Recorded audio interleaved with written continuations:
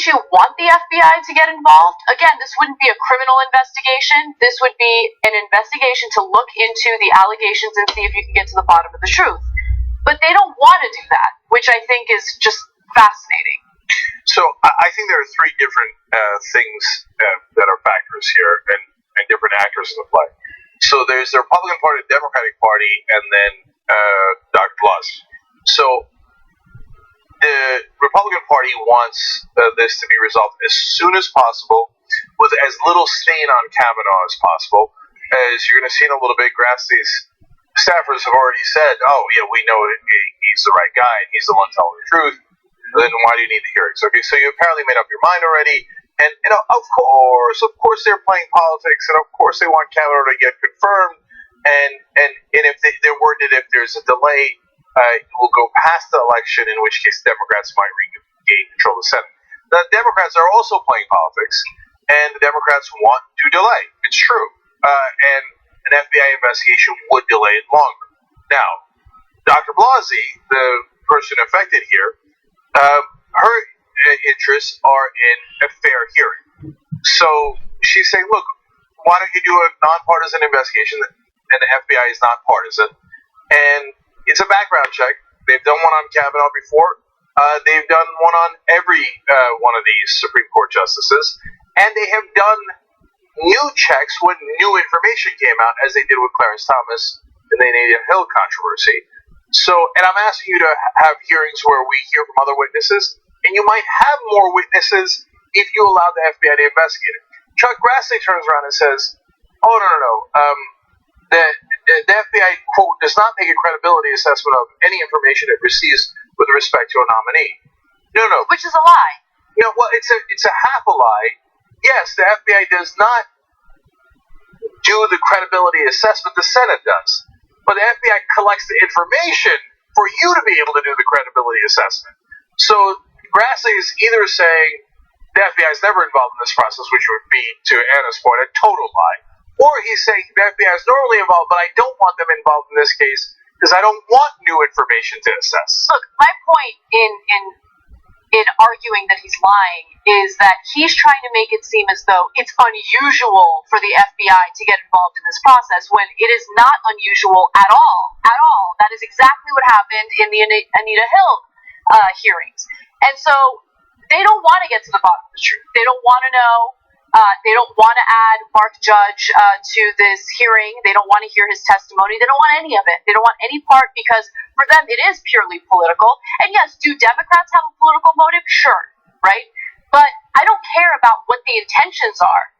What I care about is what they're calling for, and what they're calling for is beyond reasonable. We're not talking about, a temporary position for someone. We're talking about a lifetime appointment as a Supreme Court justice. And so we need to do our due diligence. The Senate should want to do its due diligence and make sure that they're confirming the right person for that job. And that's not what they want to do. And so the politicians' hypocrisy is, of course, as usual, maddening. So the same Mitch McConnells and Chuck Grassley's who said that we should wait 14 months and not have a single hearing on Merrick Garland to become the Supreme Court justice, now turn around and go, no, we have to do it immediately. Time is of the essence. How could they possibly delay this? This is an outrage. I mean, come on, guys. Even if you're a Republican, you have to say, well, they're obviously full of crap. I mean, they don't think time is of the essence. Otherwise, they wouldn't have waited 14 months on Merrick Garland. So they're playing politics. Period. Now, if Dr. Blasey's interests diverge from the Democrats, she shouldn't give a damn what the Democrats think. That's their job, is to play politics on the other side, okay? So, but right now, she wants a fair hearing. The Democrats want a longer hearing. They happen to be aligned on that. They don't have to be aligned, right?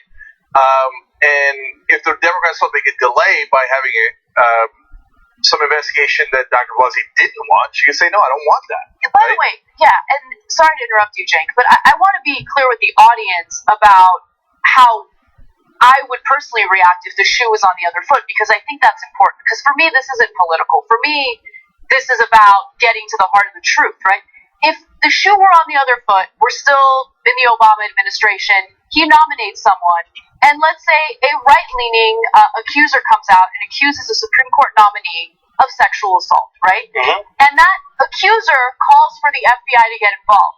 Damn right I want the FBI involved. Yeah. Because I want to get to the heart of the truth, right? But that is not what they want. Yeah. So, and so that's where we are today. So, but now the super important question is, will she go and testify on Monday? Because if she doesn't, they're now saying that they will probably cancel the hearings altogether. I think she should go. We've had this debate or discussion before. I don't know where you stand on it today, Anna, but I think that there's a couple of different perspectives here. I think the Republicans have now circled the wagons and will get to say, hey, listen, we gave her a shot and she just wouldn't come. And that'll probably play okay in terms of politics. Okay? So, but then when you turn to the actual substance of the issue, so how does that play out for Dr. Blasey, who's the potential victim here? Well, then she never gets to tell her side of the story, and Kavanaugh gets confirmed, and we're done with it. Well, I don't want that. Not that Kavanaugh not being confirmed. I don't want him confirmed for other reasons. He's pro-corruption. I can go on and on, right? But I want her side of the story told, and I don't want this to get railroaded, and it looks like the Republicans are going to do that. They feel like they've protected their PR flank enough that if she doesn't come, they are going to plow forward. And I don't think they should. If they are unwilling to allow the FBI to look into this, I do not think she should testify. Wow. And let me be clear about why. Okay. Because under these conditions, when she does testify, they will smear her. Okay. You will have a group of middle-aged to elderly men, okay, asking her all sorts of humiliating questions, very similar to what happened to Anita Hill, maybe worse. And I'm going to give you an example of something that proves my point. They've made up their minds. They don't care about her testimony, okay? And to give you some evidence of that, let's go to graphic 7. So there's Mike Davis, who had recently tweeted something and then deleted it. He's the committee's chief staffer for nominations, and he tweeted twice overnight about his key role in the committee's review of Christine Blasey Ford's allegation, as well as criticism of Ford's attorneys and his desired outcome of the process. So here's what he had tweeted and then later deleted. Unfazed and determined, we will confirm Judge Kavanaugh, #confirms Kavanaugh, #SCOTUS. He also wrote, I personally questioned Judge Kavanaugh under penalty of felony and 5 years of imprisonment live. Still waiting to hear back from the accuser's attorneys who can't find time for TV appearances to get back to me. Look, and a few others are now being arrested. As you can see, they are. So she's going to go and testify looks like for what? dealing with So they smear her publicly in front of everyone right now. I and can't make her out to be the bad guy. And the officer is trying to slightly get in front of me to prevent me from filming, but I'm going to film anyway. Now, it looks like they're bringing Chance. Yeah, they got the handcuffs on Chance. I think that's Chance. Yeah, that is Chance. So, Chance is the first arrest. They got Ruchi. Hey, Jonathan. Should Christine Blasey? They just don't. They don't give a crap. Of course, Argus staff said they were looking at the legislation. They've been looking at this legislation since 2016. I was one of the ones arrested in his office back in Denver the very first time. Now look, they got Laura Halverson. They've taken several. Let me go over here to you and show. I think they must have taken them onto that other little side elevator. It looks like that they took them on this little side elevator. There were Trump. And I'm back up here. So, hey Nicole, hey Danny, hey Lucy.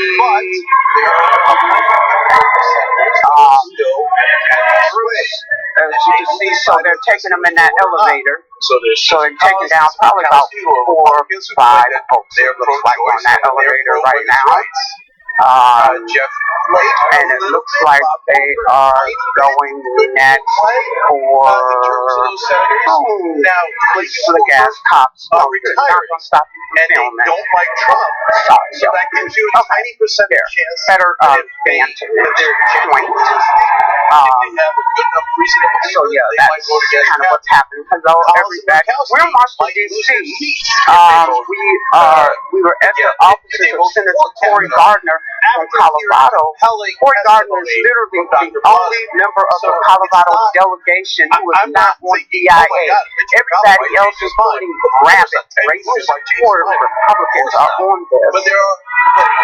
Okay, you know, if those types of folks, and here's a Lisa, and she's under arrest. Yes. And if those, I'm sorry, those types of people are getting onto our legislation, that shows that it's good legislation. It's legislation that gives people with disabilities the right to live in the community with the services and support. We need to maintain our independence. So it looks like they got the folks who are outside. Now there are people already saying that. And there are people on the left who are decent people who won't see it that way at all. Going into the office. Some Kansas moms that are out there. And getting the folks who are actually in the office. Those who are outside. I think she was honest. Why are they attacking post enforcement? Love you. Post enforcement and the ones inside, they're saying they're taking them into custody. You know what I'm saying? They're trying to intimidate and threaten, about whatever. I mean, normally I don't deal with my gap getting arrested. As y'all know, my health has not been the greatest here lately. And because my health has not been the greatest and I'm not doing well now, I'm going to not risk the arrest. And so, I don't know if I even really trust that's what he wants. And I don't understand why they're putting those plastic cups, which are worse than the metal ones, but they're putting those plastic cups on people who just do it. If she does it on hey, they know what they're doing. Hey, honey, hey, they've already made up their mind. Yeah. So, and I'm worried that and so it looks like I'm trying to see who's behind Lisa. Okay, so they're putting Lisa on the elevator to take her away. The rest of the folks, Dawn, Stephanie Woodward, Greg, they'll keep attacking her. They'll keep smearing her. The rest of Colorado are in the office. And that's a fact. So at this point, I imagine it's probably going to take a bit of a while to get those folks out of there. I know. So that's but I'm just sick of it looks like they got Greg. Your side is. Yeah, they got Greg there, and it looks like I can't really see, but I thought I heard Greg's voice chanting. Than to die in a nursing home. Rather go to jail than to die in a nursing home. Rather go to jail than to die in a nursing home. Rather go to jail than to die in a nursing home. Rather go to jail than to die in a nursing home. Rather go to jail than to die in a nursing home. Rather go to jail than to die. I think they got Stephanie. Sounds like Stephanie. Rather go to jail than to die. And I don't know, because if I go down further, then I'm going to be subject to arrest. So I can't get down there further to see. But it looks like they got Greg on the floor. And I hear Stephanie. So Greg is under arrest. Rather go to jail than to die in a nursing home. Rather go to jail than to die in a nursing home. And I'm chanting softly because if I chant too loud, they're going to die in a nursing home. Democrats have a great track record. Rather go to jail than to die in a nursing home. Go to jail than that looks like Karen. I was a Democratic senator on that. Rather go to jail than to die in in a nursing home. Let's just be honest about it. We're here because of the Democrats. Okay? I don't know how Republicans would have done it, but I rather go to jail than to die in a nursing home. months left to the election. Yeah, I couldn't tell you that name, but that's definitely one of our folks from the inside that they do. They would just kill the filibuster immediately. We still got Greg on the floor. I can't do that. Greg, let me try to put it.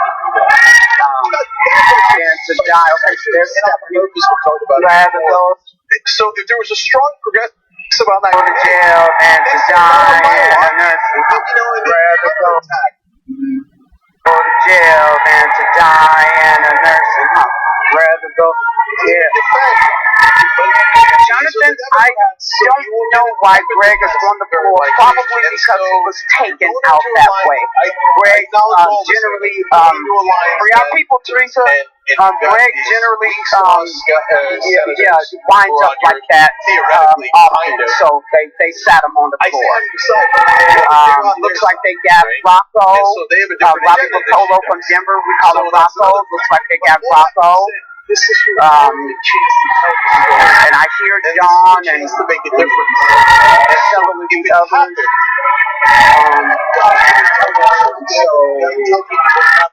So yeah, we don't have. So they're bringing Rocco down the elevator. That's wrong. And they're bringing. Yeah, they're bringing Shark. They're bringing Shark. They just arrested Shark. It also sets an example Shark from Denver. for other women who might have been victimized. It looks like he's still on the floor. No power.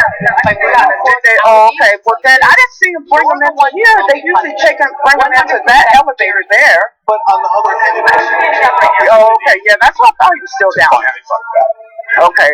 And so they're bringing Ryan from Denver. He's under arrest.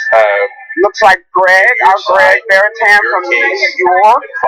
Yeah, so Ryan from Denver and Greg are now there and they're being arrested. Or rather, taken down the elevator. People get to hear both sides. And then rather go to jail than to die in a nursing home. Rather go to jail than to die in a nursing home. Rather go to jail than to die in a nursing home. Rather go to jail than to die in a nursing home. Rather go to jail than to die in a nursing home. Now, for those of y'all who don't know, let me give you the backstory here. We have been talking, especially the Colorado folks, we've been talking to Corey Gardner for the past, over 2 years. Okay, when John caught him out near the Capitol, and Nikki's in there. Nikki's still in there. They haven't brought her out yet. She is one of the ones. Nikki, I was saying, they were asking about Nikki, so I was saying that Nikki's still in there. Really tight spot. Yeah, I was saying some of the worst driver. Yeah, and the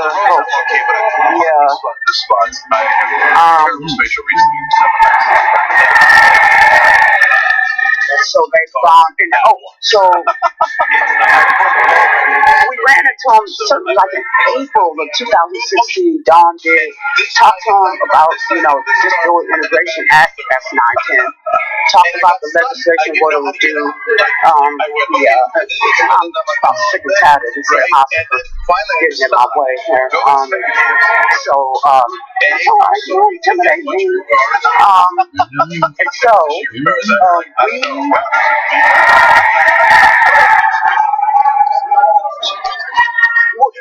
Jonathan, they did not forcibly sit Greg. This is how Greg is arrested. He's fine. And we trust me, if you're watching, that is why I am filming, despite the police trying to get into my way. So anyway, back on the backstory. And Takia, so back on the backstory. So he's known about this legislation. So then, when those of us in Denver, and I was one of the ones, went to his office to have a meeting with him, his staff, rather than set up a meeting, and all of that, they had us arrested. That was the first time in 2016, just before I came back home to Rochester. And so since then, our Denver peeps have been arrested in his office several times, including after a 3-day vigil in his office. And this staff, so they tell us today we're looking at the legislation. Really? You've been looking at that legislation for well over 2 years. What's going on? So what it is between him and his staff, Cory Gardner, he's a liar and he doesn't care about people with disabilities. That's what it is. He's a liar. And his staff are liars. And his staff has lied to us, for all of the times that we're dealing with this. Cory Gardner is literally the only Colorado member of the Colorado delegation on the House and the Senate who is not on DIX. Everybody in Colorado, including the Republicans, the other Republicans far more conservative than Senator Gardner, are on this bill. And I'm thinking these kinds of folks, really conservative folks are on this bill. What's up with Senator Gardner? And I think it's just that he hates people with disabilities. I talk to him. And so they're still down there. You can hear chanting. And so they're still down there. We can still certainly hear them. And wait to see what's going on in there.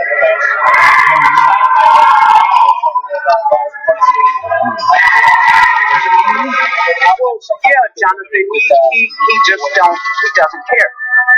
Totally does not care about DIA, doesn't care about his constituents, doesn't care about other Coloradans, certainly don't care about other Americans. Yes, Gardner's a liar, pants on fire.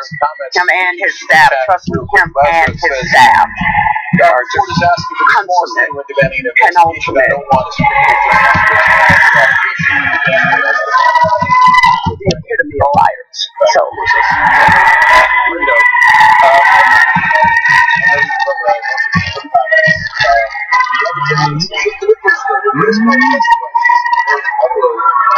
so they're still down there. Sophie and Katie and Allison. Vicious says, the most. If I was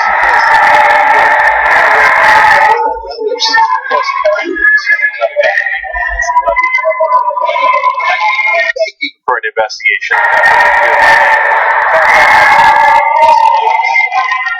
I'm pretty sure that's what it is. From the nursing home lobby or after, I'm pretty sure.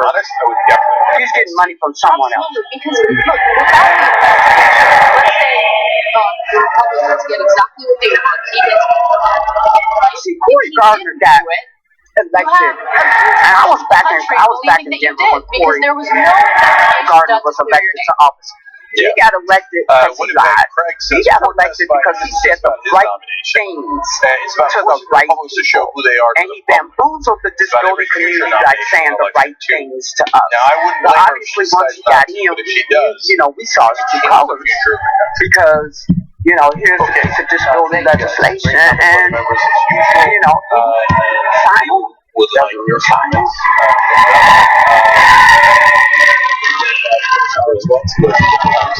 I'm sick and tired of this hospital.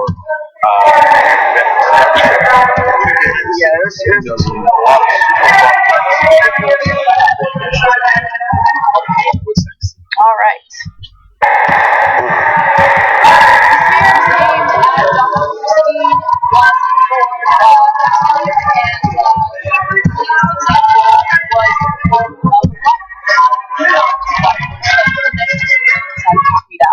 And all it does is essentially essentially slut shame the accuser, and also other students who went to the all-girls school that Dr. Blasey went to. It looks like they've got somebody. I can't tell who that is. No one in the media But is covering. it looks like they got somebody. That's all. I'm gonna visit this. I don't care if y'all like it or not. No, Okay. I mean, she was part of that. So you try to block me all you want, but I'm just gonna go around you. So just don't do that to me, This officer. is not something written by the New York Times, Washington Post, CNN. It's a blog. And it's for this website called The Cult of the First Amendment. This was tweeted that link. And it accused the Kavanaugh accuser of taking part in binge drinking and promiscuity while in high school. No evidence of that, by the way. Yeah.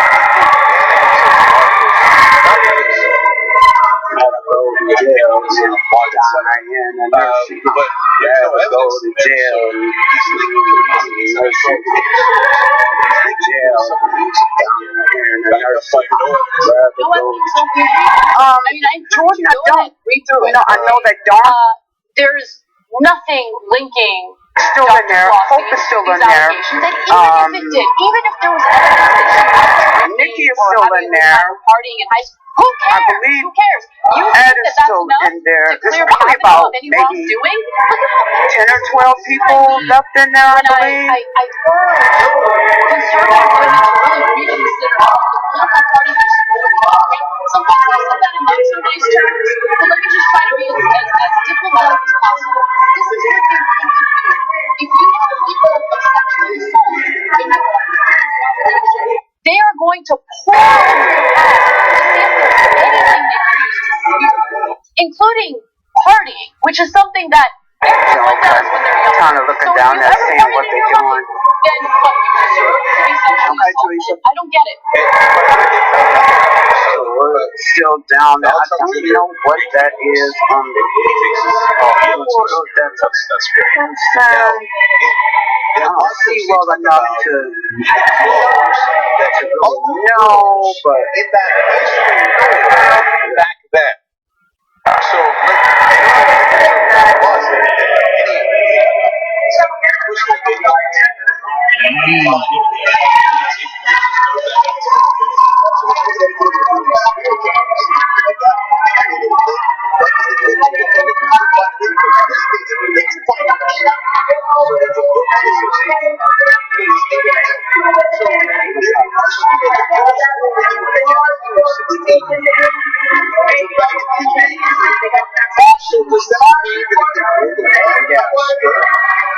disregard for the disability community, disregard for people in his state. Okay, I lived in Colorado. I was one of the ones arrested in his office back in 2016. Ford Gardner has no regard What they're trying to do is make it seem as though his constituents has no regard for the people of the state of Colorado. it was because she wanted it. That's what it is. That's the way. Shaylin and Ed. There was drinking. Shaylin's getting dragged. She wanted it. It was part of the consensual thing. They're So they're pulling trying Ed's all different chair. at a time. So we're watching pretty closely because, you know, some degree of promiscuity. That isn't the issue. For example, we've now said 1,000 times in the last 4 or 5 days that Kavanaugh drank a lot in high school. We don't care. That isn't the issue. these cops don't give a dang. It's not the issue. I'll say men. In Indianapolis that day, which appears to be, the allegations are, rather go to jail than to die in a nursing home. Rather go, they're saying they're taking die in a nursing home. Rather go to jail than to die in a nursing home. Rather go to jail than to. Wait a minute. Who's the thing? Okay, what happened down there? It depends on what he did. It was Did they pull Ed out of his wheelchair? Across the very high bar. Jackie. They pulled Jackie out of her wheelchair? Oh, her tall chair. Wow. So we're just, yeah. So it looks like they're moving people's chairs. That's not wise, but oh well. And so, yeah. We're looking. I'm watching really closely because people have been injured by police. Very ironic that And, he thinks that he can be the judgment. I just want to make sure that our people aren't getting hurt. Is that Jack? Another lifelong criminal. So,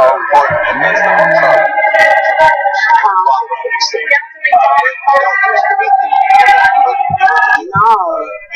And I don't think it's, I can't tell who it is.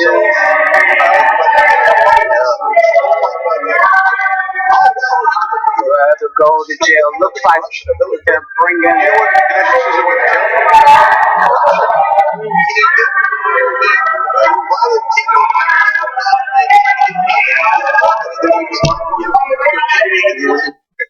There's a colloquial. Yeah, Jonathan, I think it is. Oh yes, they're bringing in. Look at the reinforcements that they're bringing in now. All the big beefy police officers to arrest folks with disabilities. So yeah, it's Jonathan, I agree. They're like pulling on people's chairs. Hey Paige, they're like pulling on people's chairs and like.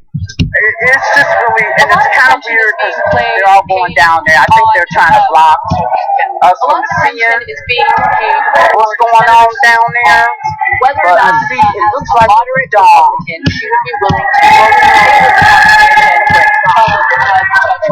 so that they can pull the chairs themselves, like to disengage. A little too so they don't, you know, so even if people are cooperating and operating their own chairs, they those threats. And we're going to get that in just a minute. But before we do, I want to hear from people and hear what you have to say about it. Rather go to jail than die in a nursing home. And so I don't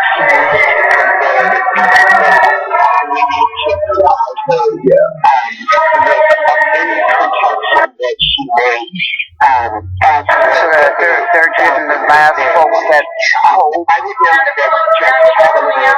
Yeah, they're bringing Nikki Boyd out. So here's Nikki. And I see Hope. I think they're taking Nikki towards that elevator. Go to jail, dying.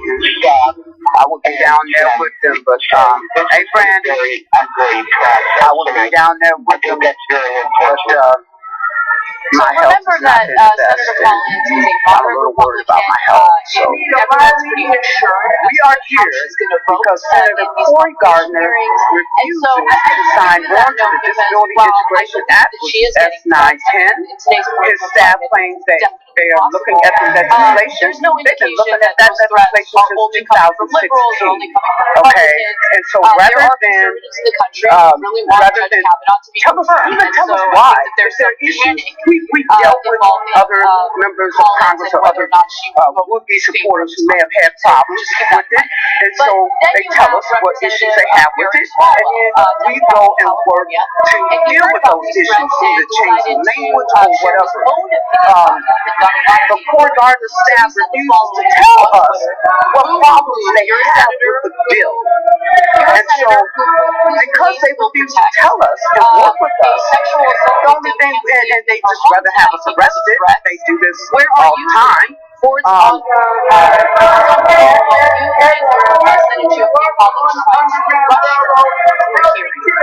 he later apologized for those things because they were interpreted as blocking the Disability Integration Act would allow them to go home. You know, we talk about the Underground Railroad. So Tanya Reid, a dear friend of mine from from I mean, Memphis. you have the accuser They had here, no home Dr. health care Rossi, services, in hiding. anything, She had to move out and of her she was home. going to Her wind up in a family nursing is home. afraid. And She had so to she hire had to private flee her security. state, And her so, home. yeah, there are And death she was threats the all first around the country at to all do times. that. But And then people like others, Blasey I Ford helped Latanya don't move get here. the There were protection others that that I someone helped like to move Susan here. gets. You know, those of us who were in Denver, Ray Blank, and adapt folks, so that they could get attendant services so they wouldn't wind up in a nursing home.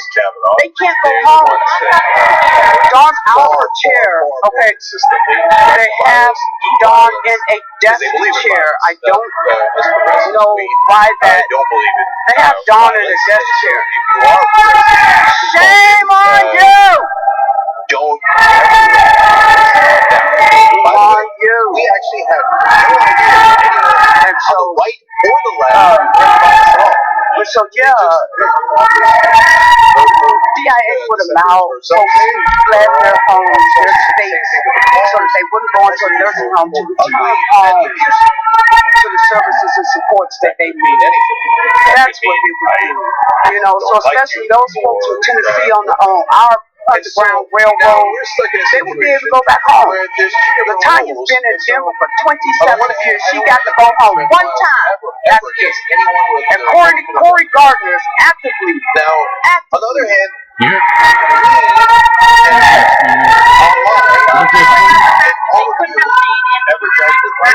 Yeah, but they won't. They did. So what ended up happening was, so this is under the rules. Touch someone inside the club, and you were not quite so nice on a voicemail, then it's a 5-alarm fire. And if anybody ever says anything about it, the club gets super mad, and they're like, "How dare you?" That's our beloved Susan Collins, right? Whereas everyone else online can be viciously attacked, nonstop, death threats galore, and no one in the club cares. That's just you guys. So I'll give you guys an example. And I think this is one of the more important examples because these are people who are already victimized. The parents who lost their young son in the Sandy Hook shooting. Looks like everybody operation to take them. They just took out Karen. They were harassed so excessively that they had to. I don't know. And by the way, do you think they're going to help them financially? Do you think there's anyone protecting them? They had to move. They moved into a deficit. Why are they taking our people out of their wheelchairs? Stay safe. Tell me that. So specific. And that's So why they're now suing Ed's not in his for the wheelchair, and Dawn's not in her wheelchair. They're dragging Ed's wheelchair behind him, driving his wheelchair. You know, Really? you're a U.S. senator. Yeah. You're not on your own. You get that protection. That's part of your job. But it's just obviously you can't pick up a 300-400-pound wheelchair. Okay, but so you don't allow people to operate their own wheelchairs? What the heck is this?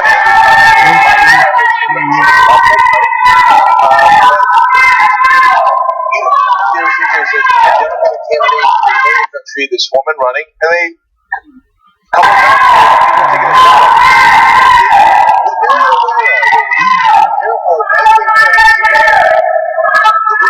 Shame on you, Cory Gardner! Shame on you! You're going to be on full defense because they're powerful, they're rich, they're okay? Colorado knows. I'm worried that they got Dawn in this other damn chair with her legs injured like that. Look at this, Jonathan. Look at this. Okay, they took 2 of our people out of their wheelchairs and put them in other chairs. Okay, because they claim they cut off. They won't let people operate their own wheelchairs, so they actually took people out of their wheelchairs. So you see these people sitting up in desk chairs. That's because those are folks in wheelchairs. Hey Diane, there are folks in wheelchairs who were taken out of their wheelchairs, taken out and put in other chairs. Look at that. We must protect them.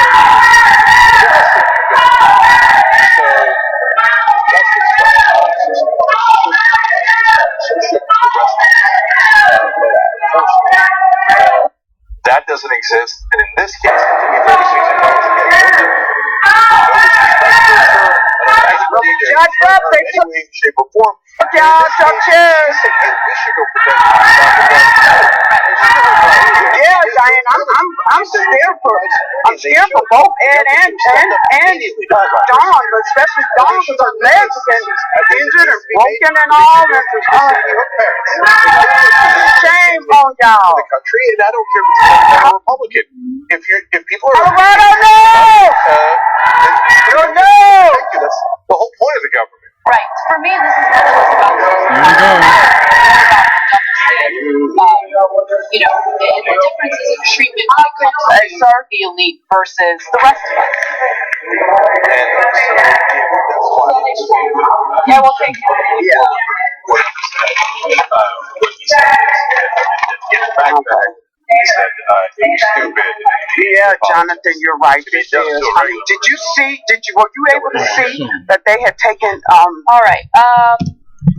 We got to take a break. When we come back, we have a different Susan Collins story that I think is a lot. that they had taken Don and Ed out of their wheelchairs? In regard to money. So they've taken all of our people now. They're all under arrest. I don't know where they're taking them. We are going to, we're going to stick around so that we know what happened to our people. So I'm going to sign off right now. Here we kind of have Okay, but there we will not be defending. we're going to go down and see what's going on. Oh, okay, good. I'm glad y'all saw because We'll come right back. Okay, so I'm gonna head out. We are people.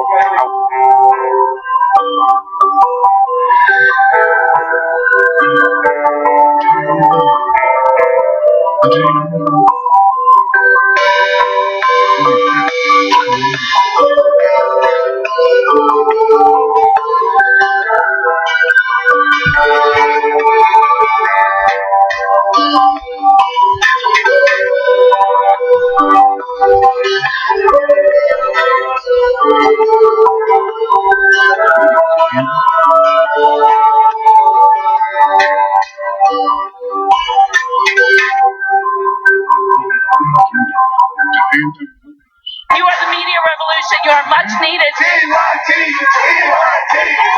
It's like 95% TYTR.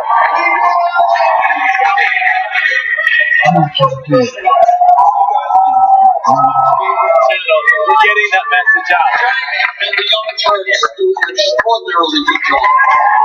No matter what mainstream media says, you have to listen to the young turn. The people who support us on the internet, that's what gives us strength. That's what allows anyone who is in there who is undecided to think one side seems to be winning and they seem to have a bigger army. Might be a reason for that. So thank you guys. I'm Anna Kasparian, host of No Filter. We're going to talk about a bunch of drama. That's what we do. We talk about drama on this show. You know, feeling pumped, feeling angry. 3 stories that I can't wait to talk about. We're supposed to have a system in place that protects us, but instead we have an injustice system that looks out for those in positions of power. That CEO made 1,358 times more than the median employee. Homeboy's making $12.4 million. I think they could probably afford to pay their employees a living wage. Donald Trump won the general election as a Republican who pretended to care about the little guy, but he just doesn't want them working for him. Unfortunately, stories that demonstrate abuses of power by law enforcement are all too common. Last Thursday, an employee called 911 to report that the men were trespassing because they hadn't purchased anything. It's the same talking point that we hear from Donald Trump every time the media criticizes him for being an idiot. I do get pretty fierce when it comes to some of these stories. With that said, let's get to the news.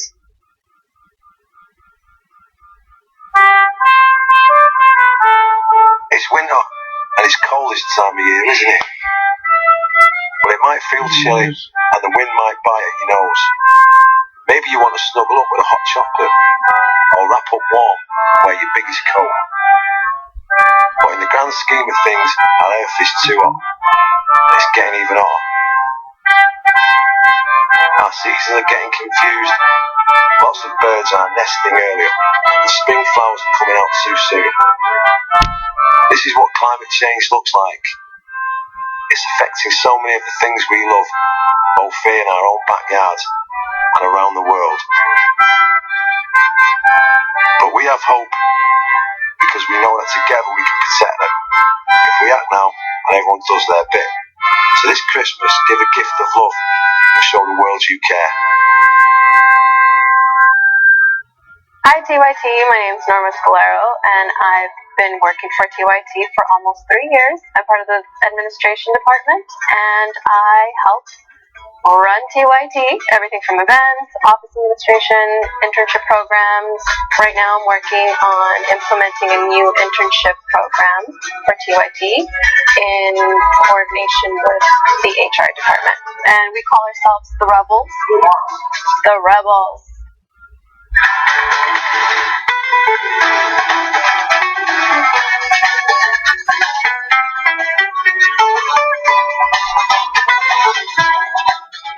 All right, back on the Young Turks, just a couple comments here. Smooth writes in, Collins is academically a liberal conservative. She, Hillary Clinton, and Feinstein are really close in ideology. That's largely true.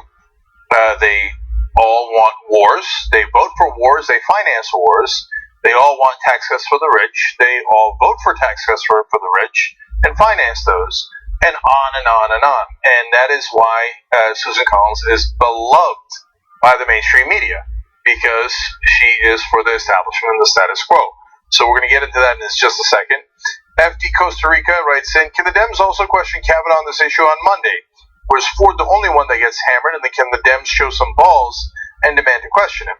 So that's a really good point, because they're thinking of, now, if Dr. Blasey shows up, yes, the Democrats can question Kavanaugh, and they will. But if she doesn't come, they're considering canceling the whole hearings. Wait, why? Kavanaugh would have a huge advantage. He's the only one that would get to speak. Shouldn't he go and make his case anyway? Why would they cancel the hearings? Because they don't want the Democrats asking questions of Kavanaugh. So, by the way, if they do have the hearings, we're going to carry them live on the Young Turks.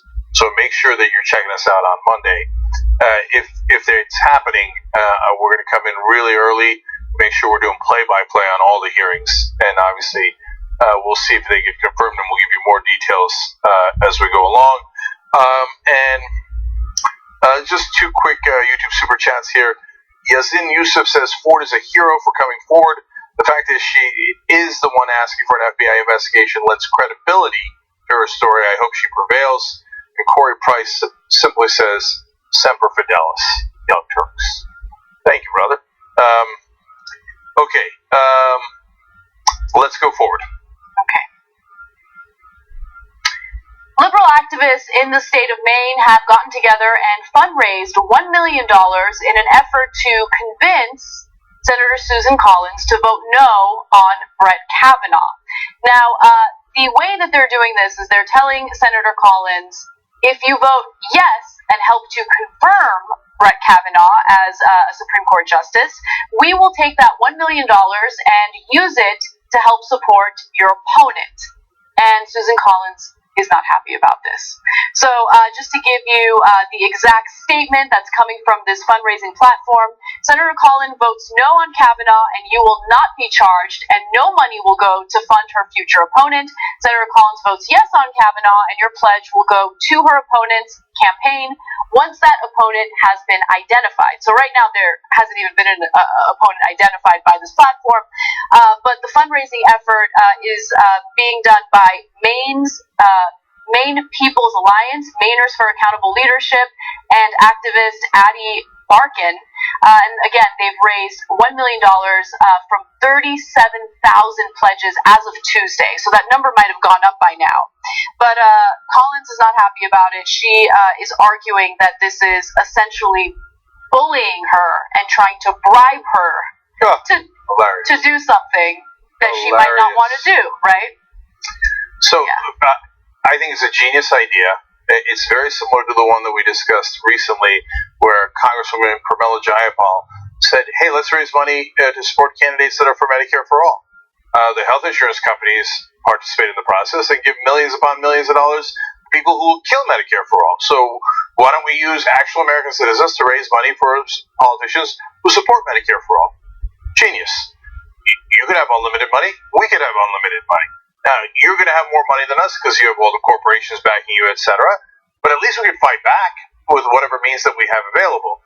I think this is a great idea by the people involved. By the way, it's very similar to what one of our sponsors does, downticket.com. They do something really, really similar to this. You should check them out too. And the idea is to even the score. So you already know they're going to get all their corporate money. But if someone does something you don't like, again, look, it just happens to match. But downticket.com's idea is, well, if they vote the wrong way, well, let's make sure that you know who their opponent is, and you can mark it down for when she does have an opponent to finance that opponent. That's democracy. That's exactly how it's supposed to work. But bribery? Are you kidding me? All right, so do you know how much Susan Collins has taken in campaign donations in her career? No, tell me. Over $21 million. But that's not bribery, guys. But that's not bribery. No, that's okay. Because that comes from corporations. That's just speech. Yeah. And those corporations and really, really wealthy Americans, they have your best interest in mind. You don't have your best interest in mind. When you care about an issue that is critical to your life, well, you're the bad guy who's trying to do bribery. When a corporation wants a tax cut, wants to make money, and directly, legally bribes a politician, says, here's $1 million, give me what I want $1 billion. And she does it. She's done it her whole career. That's the whole point of Susan Collins' career, is bribery. So, what do you think, Susan, that they're giving you the $21 million for? For their health? No, they're giving it so they can have a return on investment. Your career is to take bribes. You do it every single day. Am I calling you corrupt, Susan? Yes. Yes, I am. You are institutionally, systemically corrupt, like almost all of the politicians in Washington. And now you have the nerve that when real Americans contribute $5, $10 at a time, 37,000 people donated to this, to turn around and go, real Americans, how dare you? You don't get to voice your opinions. Only Koch brothers do. My corporate friends do. The super PACs do. But you never get to voice your opinions. She accused them of threatening her, which... No. So this is an official statement released by her spokesperson. So let's go to graphic 31. Anybody who thinks these tactics would work on Senator Collins obviously doesn't know her. Senator Collins will make up her mind based on the merits of the nomination. Hilarious. Threats or other attempts to bully her will not play a factor in her decision-making whatsoever. So, okay. I wish that money wouldn't play a role in her decision-making whatsoever, but that's, as Jake pointed out, that's not the case. And by the way, look, we're only talking about Susan Collins here because this story has to do with Susan Collins, but we don't mean to just single her out. This is a virus throughout our political system, and it infects pretty much every politician right now, with a few exceptions. And so this is the way our political system has been working. We've had people in positions of power making excuses and defending it.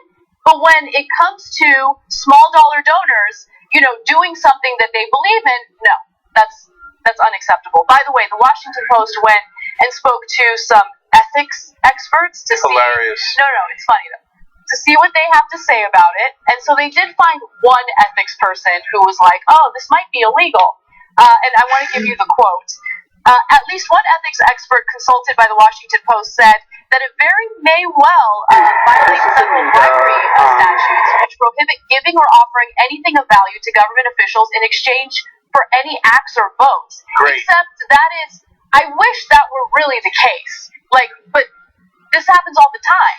There's 535 members of Congress. You could easily arrest 500 of them based on that definition. Exactly. There's only a handful that don't take corporate PAC money, that only take small dollar donations. The rest of them do that for a living. Do you think, name a corporation. Do you think ExxonMobil is giving money to these politicians, or Lockheed Martin is giving money to these politicians for charity? Is anyone... No, I'm sorry, but I guess, is anyone that stupid? Are you stupid? You think Lockheed Martin's like, oh, well, no, look, I think Susan Collins is not going to just give me her vote. But I've given it to her once, twice, 28 times, 1,000 times. and I never got a return on investment, but I'm doing it because I care about the well-being of the American people. No, they would like to sell more weapons, and it doesn't have to be a bad guy company. Apple, I have an iPhone. I like Apple. Apple gives money to politicians. Why? Because they don't want to pay taxes. They don't want to pay taxes. So what do? And our system allows it. So they bribe all the politicians. But the minute you do it, they're like, no, you're a real citizen. You're not part of the elite. You're not allowed to participate. Wait, I thought it was speech. The Supreme Court, when the corporations did it, said it was speech. Yeah. But when an actual human being does it, it's no longer speech. Now it's bribery. And by the way, I want to give a recent example to kind of prove your point, Jake. Look, the Koch brothers are now getting all their rich cronies together and talking about how they no longer want to help fund the political campaigns of Republican politicians because they're not able to check the president on these tariffs. They hate the tariffs, and they hate some of the activity and behavior coming out of the White House, and so they're like, nah, we don't like it, so we're not going to donate to them anymore. Like, that proves your point. They don't donate out of the goodness of their hearts. They're not donating out of charity. They're donating because they expect to get something in return. So Collins and the Washington elite say, but this is on a particular issue, and you're not allowed to do it on an issue and try to get her to vote in a certain way. But to Anna's point, the Koch brothers just said, no, I don't like your position on tariffs, so I will no longer give you the bribes I used to give you. Well, what is that? Are we going to go lock up the Koch brothers? Of course not. No, there's no talk of that. They are the beloved Koch brothers in Washington. So, okay, here's another issue. Money in politics. So, Wolfpack goes and says, hey, you got money? We got money. We're going to raise money, and if you vote to keep money in politics, we're going to raise money in politics and spend it against you. And man, they howl. We did it in Connecticut. Spent $50,000 in a race. And unfortunately, so much of the media is in groupthink, and they've lived in Washington and they've lived this system too long. So even the media is like, how dare you spend money against an establishment candidate in Connecticut? Goddamn right we are. So look, wolf-pack.com/stick, because there are carrots and sticks in politics, and this is purely political, purely part of the Democratic movement. So they have money. You give Wolfpack $1 million, and you have any idea what they could do. They could do what those super PACs could do with $100 million, with $1 billion. Okay, then we get it $5, $10, $100 at a time from you guys. Wolf-pack.com/stick. So the next time Susan Collins or anyone else says, "Oh my God, the regular people should not be allowed to give money. Only my corporate friends should be allowed to give money," you go, "Oh yeah, sorry. We're going to raise money, and we're going to spend it against you, and we're going to make sure you never, ever, ever win another election." But it's not about Collins. They're all corrupt. You think Mitch McConnell's any better? He's worse. He's the one that says money in politics is great. Great, give me $1 million. You know how badly we would crush Mitch McConnell? Because the Democrats, all they do is play softball. Well, how do they run against the Mitch McConnells of the world? How do they run? By the way, it applies to Democrats too. Feinstein, fundamentally corrupt on the Democratic side. 100%. Right, and what do the Democrats ever do? They play patty cakes. What do progressives do? What do conservatives that care about this issue? You're all shut out. And on the progressive side, we have nothing but the weakest politicians in America. So let's raise money, and yes on Medicare for all, yes on getting money out of politics, yes on this Kavanaugh vote, and yes, we can use our money too, and we should do it immediately. God bless the people who did this in Maine. And if Susan Collins votes in a way that is against the interests of those people, of course they should spend money against her. And if you don't like it, Susan has a great way to fix it. You could vote for an amendment that gets money out of politics, then they wouldn't be able to spend that money. You want to do it? Mitch McConnell, you want to do it? Dianne Feinstein, you want to do it? No, because you love the money in politics, as long as it comes from your corporate friends. Yeah. I want to leave you, though, with one quote from a different ethics expert. This is Jordan Liebowitz. He's a spokesperson for the Center of Ethics and Responsibilities. He says, "It seems kind of icky, but it doesn't rise to the level of bribery because there's no agreement. It's just the way money and politics tend to work these days." And There's nothing icky about it at all. No. I agree that there's nothing icky about it. Nothing. This is what happens in politics every single day in the U.S. Every single day. We can raise $1 million at a time. They just raised $1 million. We could raise it in getting money out of politics. We could raise it on Medicare for all. And these knuckleheads, they're used to just wasting it on consultants. They're used to the largesse of their billionaire friends. We're unbelievably efficient on the progressive side for the real fighters. Our money is worth 10 times their money. So let's go raise it on all these issues that we care about and make them cry. Make them cry and howl. All right. Let's take a break. Let's calm down a little bit. It's going to be a real war. There's going to be a real...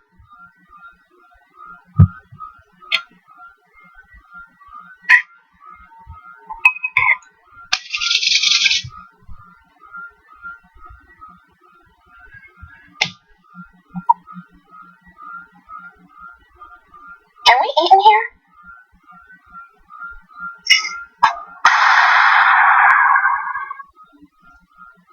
I was just staring at him, and he just stared right back at me, and that look in his eyes, it was like, you're dead. I heard Jerry's mom screaming in the background. Terrell was at church. Somebody came by shooting, and Terrell was shot. People were getting up, running, screaming, jumping over each other. AJ grabbed my hand and took 2 steps, and I felt his hand let go. One begins to understand that this is a lobby for the gun manufacturers. Why would anyone trust the NRA when the gun companies are paying much of their salaries? You don't hunt with an AR-15 unless you're hunting humans. Gun companies want to sell guns. You know, they're selling death.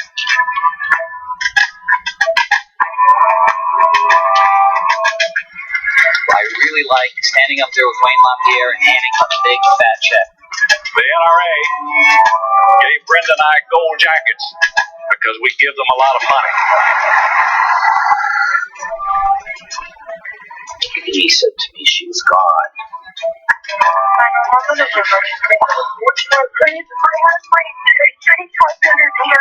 Okay, does he have a gun? Yeah. Just standing there and telling my father don't shoot.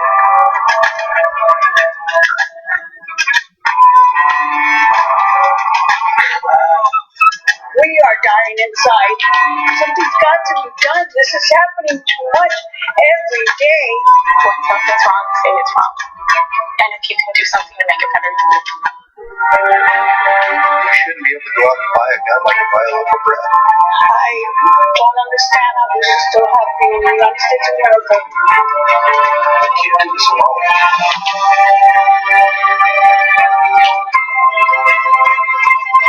Today is the day. Now is the time.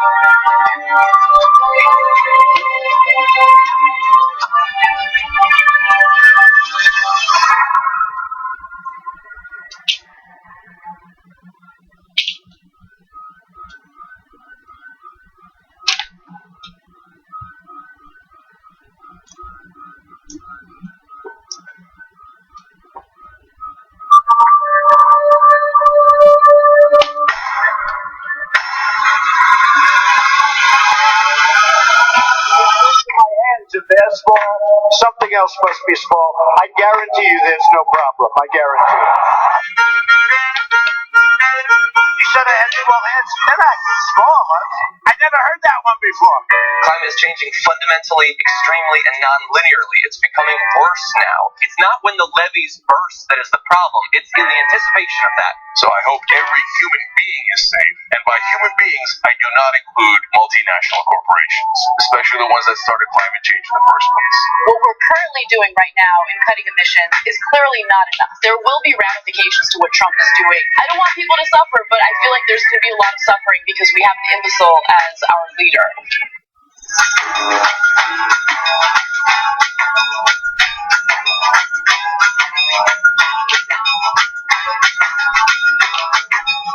Back on the Young Turks, Jake and Anna, Pumper Steve, or Pumpster Steve, fascinating handle on Twitter, says money is speech unless people raise it for progressive causes. Hashtag TYT Live. Talk to us during the show on Twitter. Maybe that's the trick. Maybe to do something about money in politics, we need to get as many progressives together as possible, raise as much money as possible, and start doing the same thing. And maybe all of a sudden people will be like, oh, we gotta do something about money in politics. No, but that's exactly what we're trying to do in Wolfpack. That's right. And that's why, look, we spent $50,000 in Connecticut, $50,000 in Maryland, and all people did was cry and cry and cry. There's one good way to stop it: vote to get money out of politics. So wolf-pack.com/stick for the election fund that they have to use as carrots and sticks for politicians, and wolf-pack.com/join to become a member and support Wolfpack. Okay, YouTube super chat. Dora Hurtado writes in, gave in YouTube super chat, you give money, and she writes in, my bribery to TYT. Oh, and what's your return on investment? Is that we tell you the truth. That's your return. Truth Decay, same thing. Please take my bribe to continue supporting progressive ideals. Okay. Done. By the way, though, you're not you're kidding around, but that's what Ben Shapiro said to me in a debate. He's like, oh, well, you raise money for people, $10 at a time. Yeah, and we give them what they want. We give them people who fight for progressive ideals. That's how it's supposed to work. It's like, say, Netflix, I guess you're taking bribes to give people good shows. I know. Ridiculous. No, I'm taking money and I give them shows. That's kind of how it works. Nike, you taking bribes to give people sneakers? Is that what you're doing? Okay, no, bribes is for politicians to get them to vote against the interests of their people. When you give money to someone to do the thing you want, that's a good thing. Okay? Anyway, Jankerbell, which is already awesome, as a handle on the members section, says, I finally did. I signed up. Thank you, TYT, for your excellent, honest coverage that is not held captive by corporate interests. Thank you. TYT.com/join, obviously, to sign up. Guys, one quick thing about that. I mean, we call ourselves homo progressives, and I think and I hope that we earn it. And are you going to see somebody on MSNBC railing against Susan Collins on this issue and saying that she is corrupt because she takes corporate PAC money? Doubt it.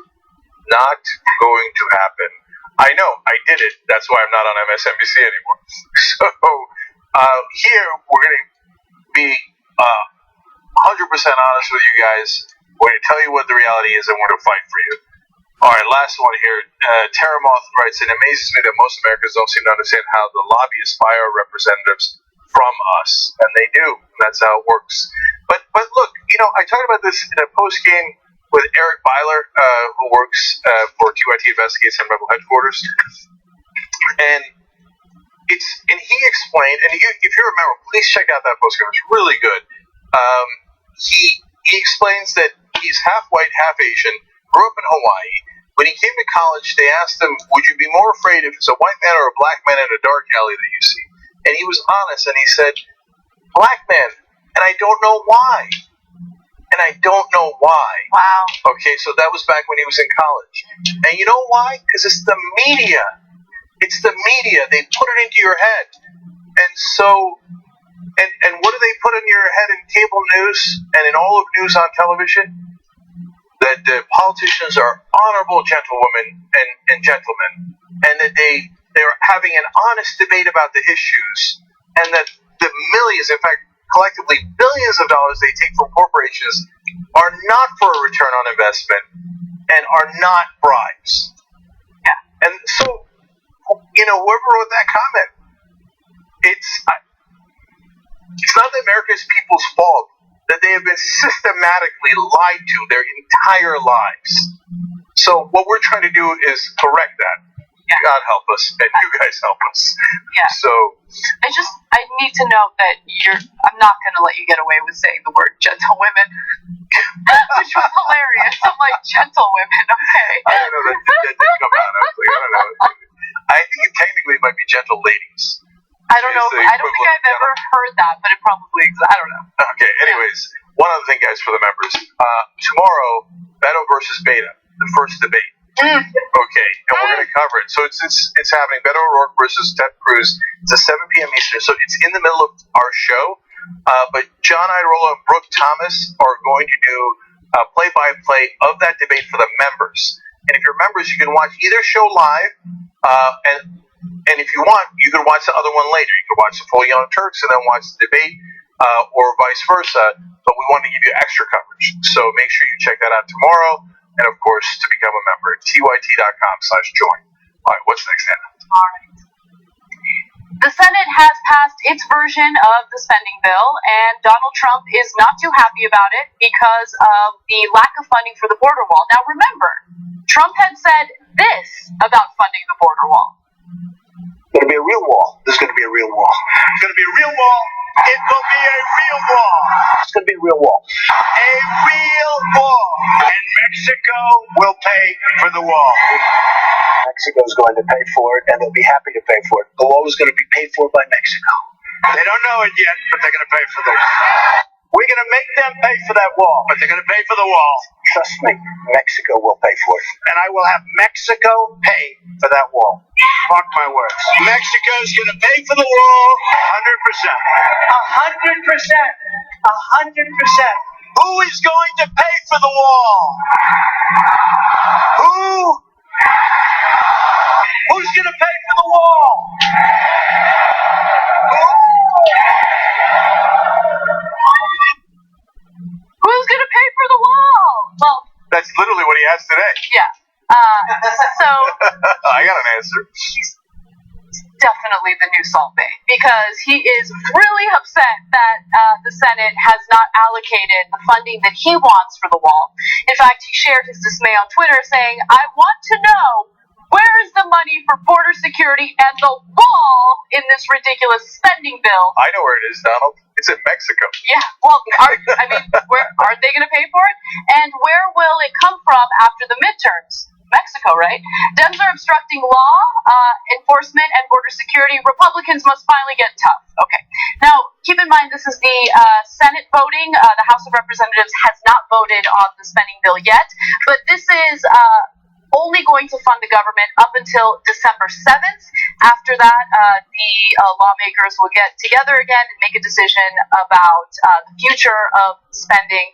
Now, lawmakers have so far failed to reach any larger deal over immigration, but they have allotted nearly $1.6 billion this year for border security. So, they did not want to put any poison pill riders in this bill. What does that mean? Both sides, from time to time, like to put things that are unrelated to a bill within a bill that must pass, like overall spending bills like this one, to try to squeeze it in.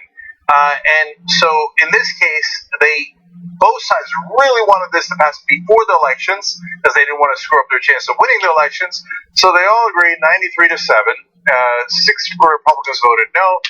And of course, Bernie Sanders voted no because it's overspending and he's fiscally responsible and for many other reasons. And so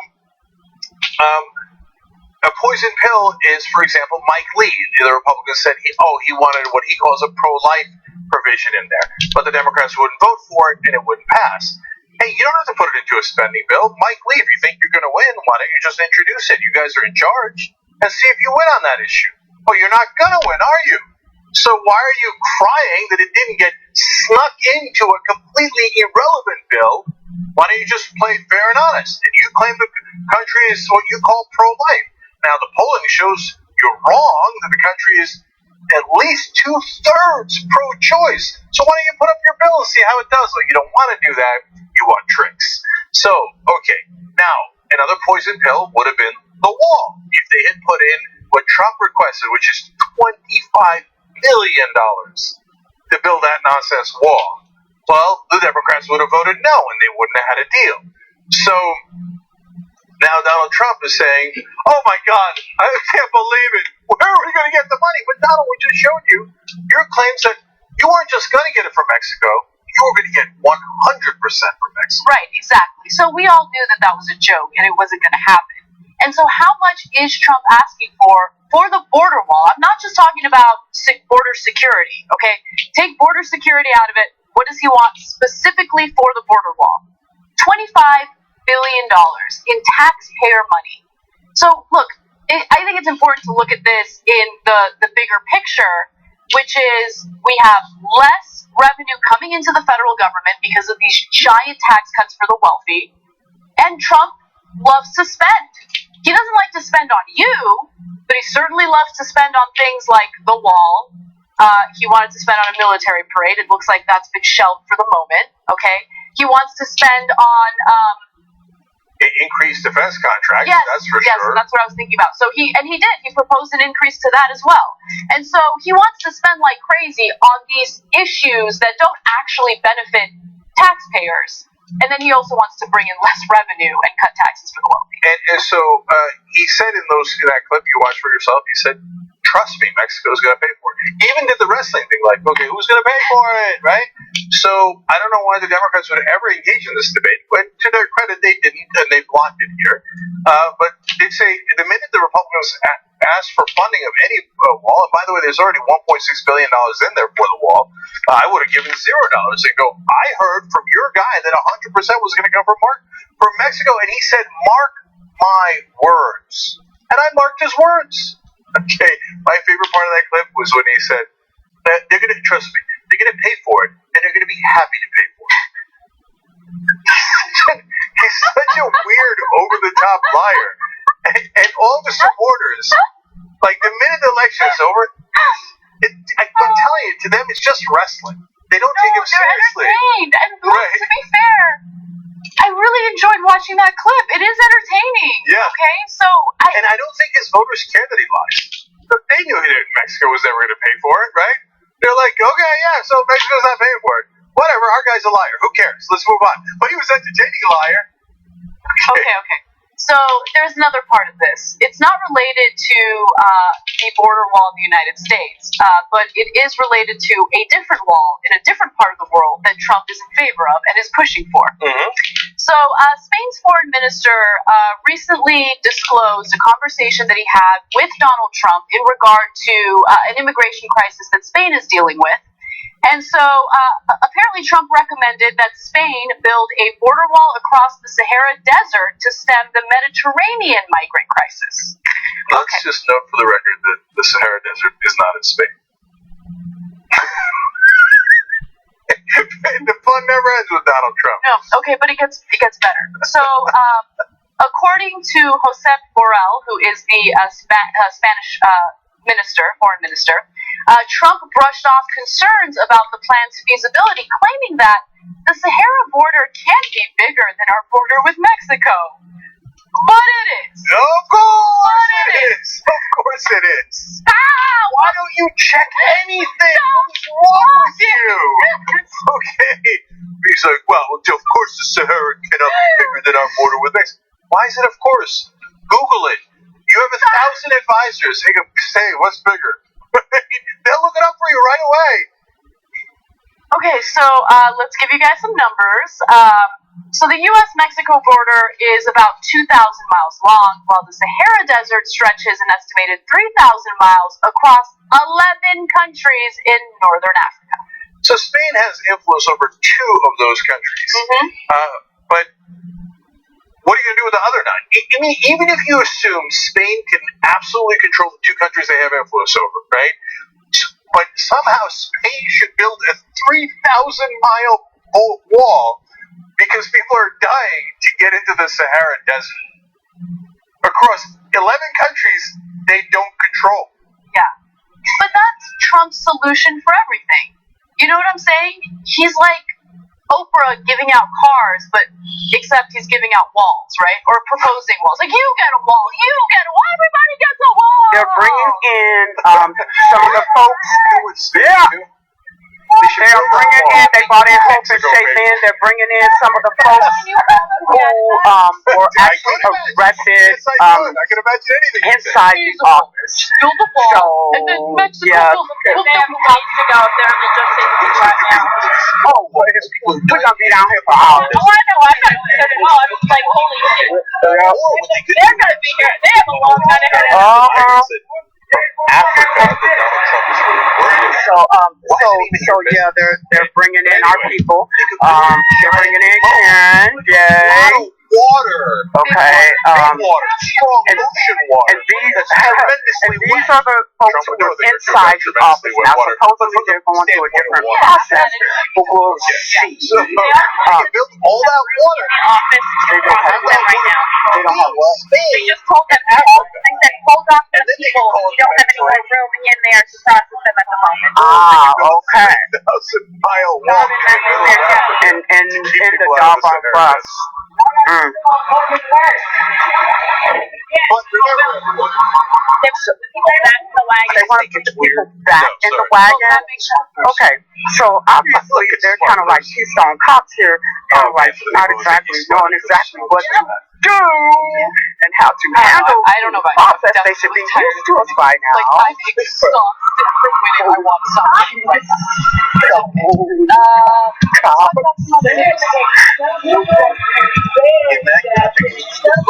Successful bands that they can use. the cop wrestler. So I'm looking at Nikki that looks like Nick Boyd inside of there.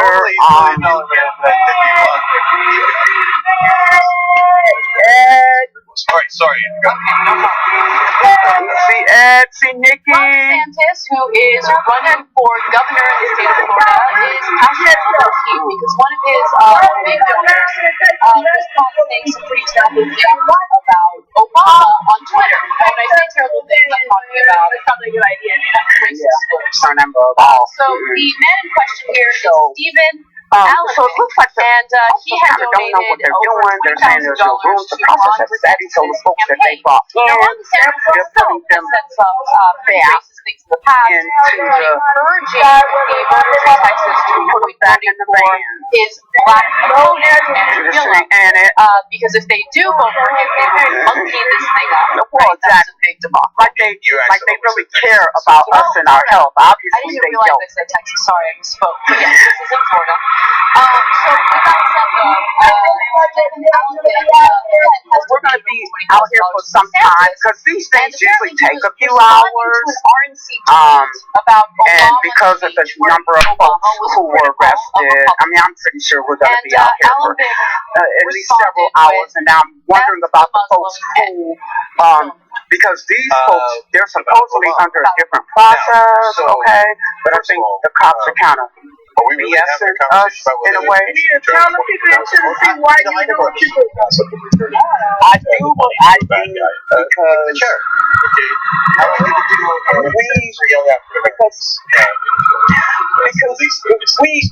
DeSantis' camp has responded to those calls. We as people with disabilities are not seen as human. We're not seen as people. Because they've already people think it's better to be dead than to be disabled. So we don't have the civil and human rights that others take for granted. So I fight for the civil and human rights of my people with disabilities so that we can have the liberty, the freedom, the civil rights to live at home in our communities with the services and supports that we need to remain in our communities.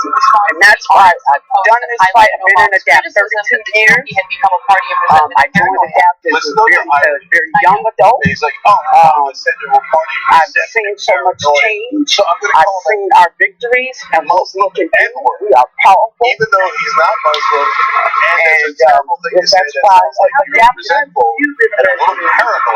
I've been arrested 135 times with ADAPT in 32 years. So all y'all be complaining back home about my one time calling me a convict. Y'all already know what it is. Real gangsters ride on wheels, but we not going to say this about that. Claim that white people I'm waiting for he might people make sure they get in their face. So somebody like Chris Rock get up on Friday and the word that there's no problem. But so a white guy says it, and he's racist. Really? I grew up in New York. We were, I'm just going to say what we said. We were the Knights. They were the Ends. So for those of us Goyen. Hey Pam, And those so are for the those of us love you, So, like, for those of yeah, us guess what? or We y'all had who didn't see, when people were being arrested, especially folks But I love how he's like, yeah, who were inside of the office, they actually took two of our people out of their wheelchairs. I don't know if this should have we don't want to bring that back. Okay, so now they don't And want to bring the rest of the folks out of their wheelchair. They didn't think through that. They didn't, of course they didn't think through that. Well, let me tell you what the cop said. It's either we pick up their wheelchairs. Hello, you're going to pick up a 300 or 400 pound wheelchair? That's pretty good. Really? Okay. Or we take them out. No, you let them operate their doggone wheelchairs. Is what you do. And he says You don't the N-words risk are this, injury and to they're someone. monkeys, and they're, Or you figure out how to do it. Exactly. Or you at least trailer park. take it out of here and push it to Nothing dog wrong with the self. trailer park, but I don't know how you come off like, hey, I'm superior race and all this stuff. I'm pretty sure they And they didn't, ask him, you so know. racist. He's like, So oh, why would that's you say what's that? going on, you know. So obviously I'm worried about my In the people. Ku Klux Klan, you just said black And people so are monkeys and we they're are not, out here, me smart. and Allison and He's like, no, I'm not JD racist. and It's like, Katie no, I called him and the N-word, Sophie. and I called him Muslim, and I told Tell him all these JD things to that say he's not. what's up to the people in the He said, absolutely not racist. Let me give you one other quote from Alvin that I thought was interesting because it kind of gives you a sense of the way he thinks, okay? The inconsistencies in his own head as he's making one statement. When I write anything inflammatory, it's because I'm seriously concerned. I'm an emotional human being. Do I have a filter on what I say? In public, yes. Would I use that word in public? No. This is Twitter. Oops. I don't know if you know this. It's more public than your local street corner. Like if you said in your street corner, No, they are not reunited with their chairs. Worldwide. No, not yet. Not yet. No, Pam, they are not reunited with their chairs. no, I'm a good They guy. are sitting I think in that they're office the N-word, chairs. but I wouldn't call it to their face because that was in flight. Yeah, they're still in the Personally, I office wouldn't want chairs. them to get angry, but I'll call all of them. And he comes over here, Yeah, and they're trying to figure out what to do. Right. Okay, because now they're saying they don't want to bring the people who are going to fuck us Chris Rock is not into doing there. to demean people. Probably because they're trying to figure out how in the world are we going to, you know, explain the fact that we took people out of their wheelchairs. So Pam, it was Corey Gardner. Whereas you specifically did from it to demean Obama Colorado. and to He insult is them literally because the only member of the entire Colorado delegation who is not you're like, hey, a co-sponsor of the Disability Integration Act. either. You were like, We've been dealing with Corey Gardner. Yeah, that is. I mean, We're dealing with Corey Gardner for So one well final over part 2 of the years. story, and this Every is time an older story that that Adapt we has tried to meet with missed, him, but I think it's important to they bring it have up had in us this arrested. context to give you a full picture of I got the types of arrested people back who in support 2016 in his office. And so since Andrew then, Gillum is Denver his people have been arrested for the about 4 or governor's 5 race in other Florida, times, and now Andrew they've Gillum arrested also us happens to today be black. in his And office. so went out So I'm probably, you know, personally, as far as I'm concerned, these and I officers want you to need to take a get, listen to it because they this need is to be held not done by accountable for DeSantis, taking to our be folks fair, out of their chairs. but it's a racist robocall from a Nazi. Oh shucks, Michael, I don't know how to do that, Mike. I wish I could. Yeah. I'm actually So there filming. was more to the robocall. That's just a piece And of it. we did some filming earlier. Mocking him, trying to. So Josh, just so you know, they took Dawn out of her wheelchair. Right, there's jungle And put her in. They took Dawn and Ed Sandoval out of their wheelchairs and put them in office chairs. Look, because they said that they're that's on DeSantis and they either were going to pick the chairs up and I don't or know take them out of their chairs. And they refused to turn their chairs white on. supremacists in Idaho. They just totally refused to turn chairs on, would rather risk injury and remove people out of their chairs. And having nothing so it looks like they put them back in their chairs. Okay. Well, you shouldn't have taken them out. Yeah, Josh. Yeah. DeSantis is a lot. So they put them back in their chairs.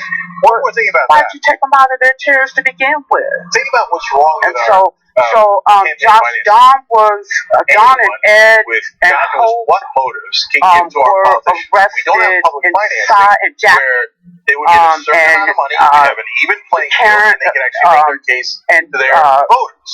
Ryan, pretty much all of Colorado folks were arrested inside the office. So any guy, there were 5 other people arrested outside of the office. comes and buys our politicians. Are saying, we think they're lying, but they're saying that the ones arrested inside the office are being taken into custody and will be held overnight.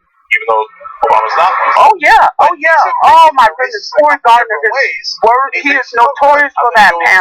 He is so notorious for that. His constituents, yes. He don't go to his own town hall meetings.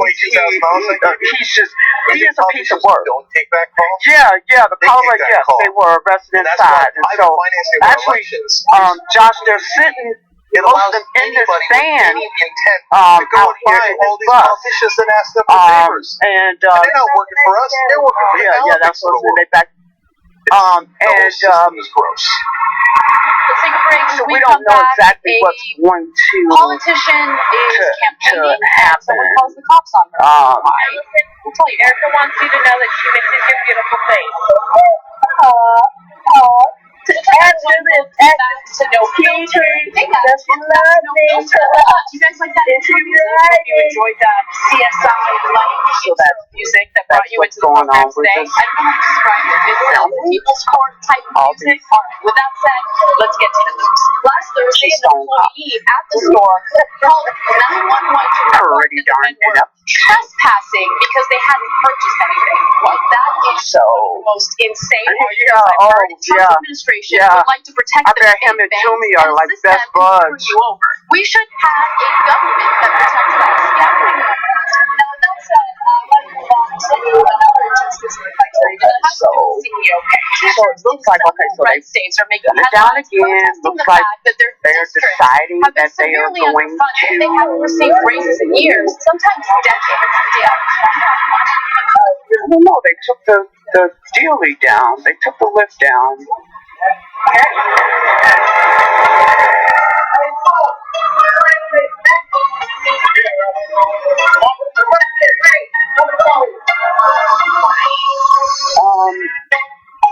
Look this. Chance has been sitting in the car. I don't work. Process yet. Cover this story from the very beginning. I don't, first off, get this all out. Get this all over the place. This is why we're changing the Young Turks. Get this all over the place. Let people know what's happened. When did you start watching the show? What's happening to people. Out there with causes like call Cory Gardner's office and tell them they're organized about 22,000 individual contributions for the average person.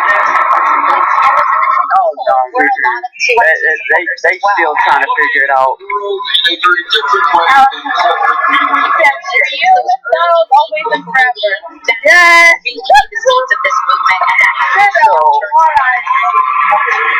So my phone is gonna die. So I'm gonna get off here. So that I'll be able to, because I'm only down at like 15%. So my phone's gonna die. So I'm gonna get off here and try to get some updates in before the phone dies. I don't think cops are having fun with the lift. I think they're just, playing with the new Constance and Constance the third person. They're going up and they're taking pictures and coming down. Is that what they're doing? Okay. All right. I was wondering why they. Yes, so all the Young Turks members. Okay. Come on down. All right. So I'm gonna get off here, free our people. Oh, no problem, Josh. No problem. Miss you, man. So free our people and call Cory Gardner and tell him shame on you. Sign on to Disability Integration Act S910. All right. Thanks, Pam. All right. Bye, everybody. I'll try to sneak in, another update when I can. Yeah, it's bad for her, it's bad for the party, it's bad for everyone involved. I don't know why they don't see that.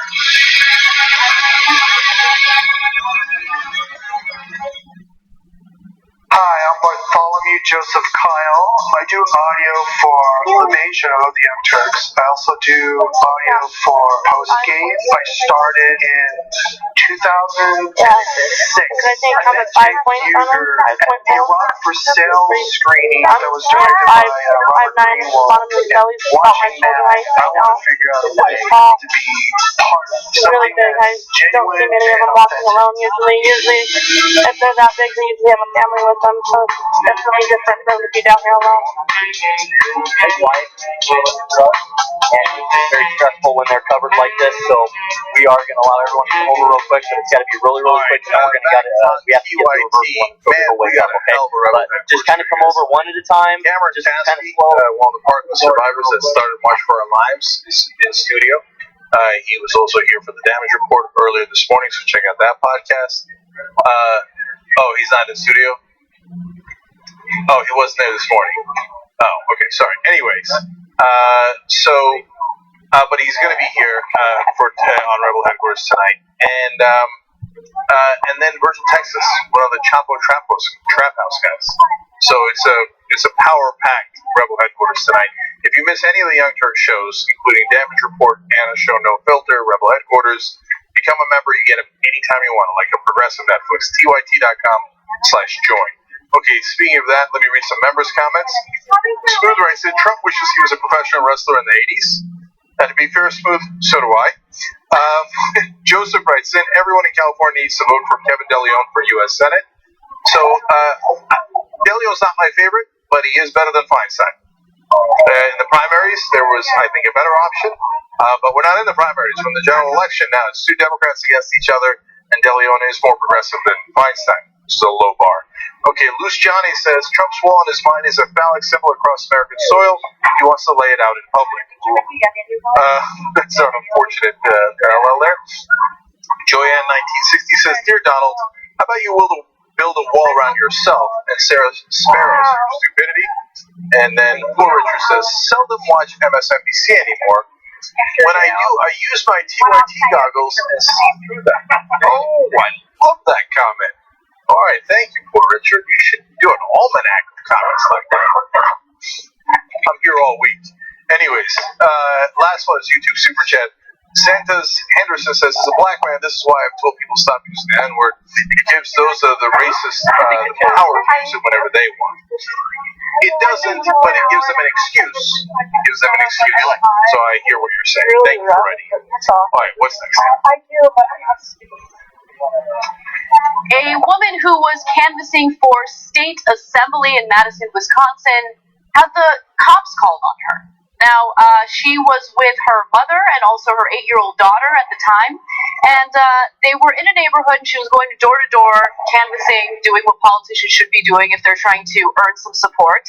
But it was then reported to the cops that there was a strange person in the neighborhood, and there were allegations that this person could be trying to sell drugs, because that's what people do in broad daylight, dressed as politicians. They go door to door trying to sell drugs. So people go door to door trying to sell drugs? Like, hey, would you like some meth? Cocaine, heroin here. I don't think that's a thing. Yeah, so there's allegedly, based on this caller, a drug house in the neighborhood. Mm-hmm. And since the car was parked in this neighborhood and her mother and daughter were waiting in the car, this person alleged or suspected that there was drug trafficking happening. Now, Sheila Stubbs is the name of the politician. She is black. And that is relevant because she is not the only one who's had this experience. So Officer Catherine Bland of the Madison Police Department responded to the call about the suspicious vehicle. And the report from the dispatcher said the following: fully occupied silver 4-door sedan, newer model, thinks they are waiting for drugs at the local drug house, would like them moved along. And again, those are notes from the dispatch. Ongoing problem, drug house is redacted. Says no one is at the drug house now. Says this is common occurrence for vehicle to sit around until someone shows up. Okay. So the officer, responds, and luckily nothing terrible happens. She asks some questions, asks the mother, what are you guys doing here? Sheila Stubbs' mother responds with, hey, my daughter is running for assembly and is, campaigning. At that point, the officer does talk to Sheila Stubbs and asks, for more confirmation about this, and then everything ends fine, okay? But the thing that really did stand out is that this has not only happened to Sheila Stubbs, who again is a black politician, but has happened to other black candidates. So I want you to hear from Stubbs first, and then I'll give you a few other examples. I felt humiliated. I felt outraged. I felt angry. I felt embarrassed. Madison, Wisconsin police say they got a 911 call about a suspicious vehicle. The police report says the male caller, quote, thinks they are waiting for drugs at the local drug house. The female officer went on to question Stubbs, and she says, well, how do you know what doors to knock on? And I said, the walk list. And she said, can I see it? And I said, sure. Here you go. And then she said, I'm really sorry that happened to you. Stubbs' 8-year-old daughter and 71-year-old mother were inside the vehicle. So, before we go on to the other candidates, look, I want to be fair to everyone here. First off, I think the cop did the right thing. She has to investigate. She investigates politely, respectfully, gets the answer, and then says, sorry that somebody called this in on you, and then it's not right. The neighbor, half and half. Look, if it's true that there is a drug house and people come to sit by there, I get it a little bit, right? On the other hand, the 71-year-old mom is not in the car. The 8-year-old daughter is. Another person is knocking on doors. Like all around the neighborhood. So, can we be a little bit careful and a little bit respectful of one another? And so this is the part that's impossible to know. But unfortunately, black folks in this country get the cops called on them far more frequently. And I mean, there's a million examples of it. We've shared a lot. Black while swimming. One of my favorites, mowing the lawn. How can anyone be doing something wrong by mowing the lawn? Who goes to someone else's house to mow the lawn?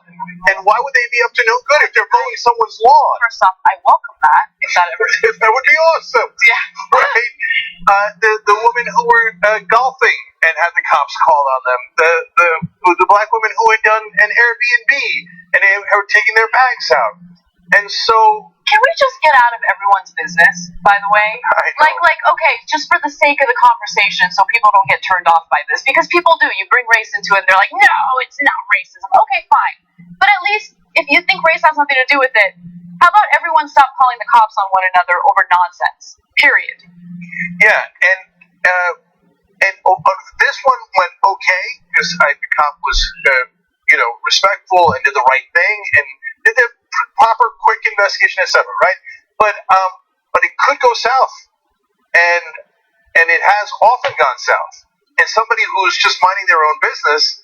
There was the recent case, of course, of the person in Dallas who got shot in his own house. A cop walked in. Right, Botham Jean. Yeah, Botham Jean, and he was shot. And I don't know if in any particular case, you can't tell if she was she thought she was in her own house, was freaked out that anybody was in her house, or she saw a black man in her house and got scared, right? You can't tell if anybody was coming out of an Airbnb, the nosy neighbor would call anyway and go, oh my God, they got luggage.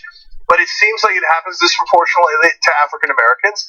And then when you have people with guns and badges showing up, sometimes if any slight interaction goes wrong, oh boy, then you got a recipe for disaster here. So, just quick update on Stubbs' candidacy. Good news. Following the incident, she went on to win the Democratic primary for Wisconsin's 77th Assembly District. Okay, great. So, but I did promise you guys other examples of black candidates having the same experience. And so there was Oregon State Representative Janelle Bynum, and Janelle Bynum said in July that someone called the police on her while she was canvassing because she was spending a lot of time typing on my cell phone after each house. The woman who called the police apologized to her in a subsequent phone call, so I give her credit for that. But we do have audio of the resident's call to the cops. So just take a quick listen to that. Hi, so I just wanted to inform you guys that we have this lady that's been walking up from Mather, and for no apparent reason is walking from house to house, and she's not in like any business or have any badge or anything like. So I used to go house to house with my mom when I was a kid to sell chocolate bars for my school fundraisers. Was that ever considered suspicious? No one ever called the cops on us. You know, it's just. I went house to house when we were worked in real estate. I went house to house when we were selling cookies and candy as kids, right? Or magazines, if you remember that. And nobody called. But if a black person shows up going house to house, she's doing something suspicious, looking at her cell phone.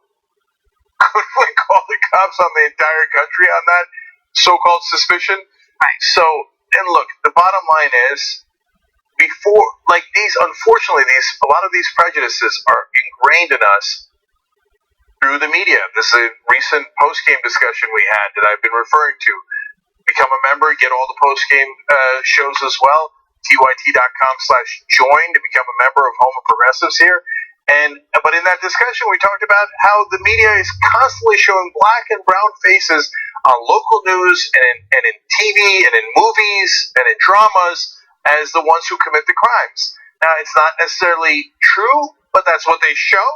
And so it gets into people's heads. So when they see a black person, they're like, oh my God, call the cops. There's a black person in the neighborhood. Jesse Hamilton, a former state senator in New York, also had a similar experience. So this isn't an isolated incident. It's happened on several occasions, and it's just something to keep in mind. I don't think that people are trying to do something harmful or bad by calling the cops, but I do think that there is a subconscious bias that has formed as a result of mass media. Yeah, and there's a range. So the woman who called in and apologized later, she might be on the lower end of that range. And then if you remember the video of the cops that were called on the black family that was barbecuing in the park, that's on the higher end of the range. So the guy knows they're just doing a barbecue. They're a family in the neighborhood. Which nefarious criminals go and do a picnic? That makes no sense at all. So yes, some people don't have bad intent, but unfortunately our media brainwashes you into those stereotypes, and some folks do have bad intent. You get the whole range here. Yeah. All right, one more break. We will be right back.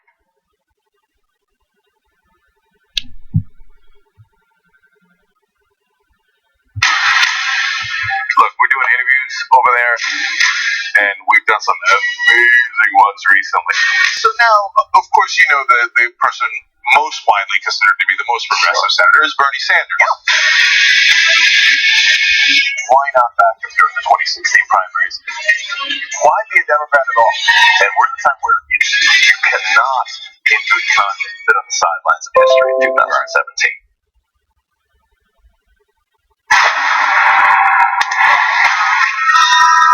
Consumer products sold under the Teflon brand are safe. DuPont did, in fact, ask EPA to make those statements, correct? That's correct. When I was pregnant with Bucky, I worked for DuPont around Teflon. They tried to blame me. They said it was something that I did. The more they would tell me that, the more suspicious I got. You did see there was a substantial risk to the women at the DuPont plant. There was no potential risk to the women. There was a potential risk to the fetus. It's used in consumer products, manufacturing products. The applications were endless. These Teflon and Scotchgard chemicals permeated the living world.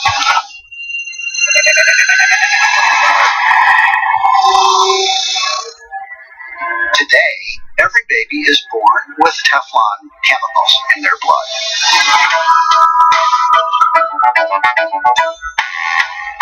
DuPont and another company called 3M had been studying this chemical dating back to the 1950s and 1960s. Did you work with a lot of other people that have been sick or died early? Carol Kaplan, Jim Broadwater, Joy Weaver, Steve Bailey, Lona Carr. They are aware of the risk of the product. Risk is relative. If I was out here and sprinkled arsenic around, they'd arrest me in a murder. He's lied, and they're still lying. Everybody in this area, one way or another, is connected to DuPont. You go dealing with somebody's livelihood, you're going to have problems. There was a discussion about, do we need to come up with something in our production that's not going to cause these problems. They conclude if we launch something new, it's going to cost us a lot of money. We have to stick with the devil we know. Was I getting big? What do you think?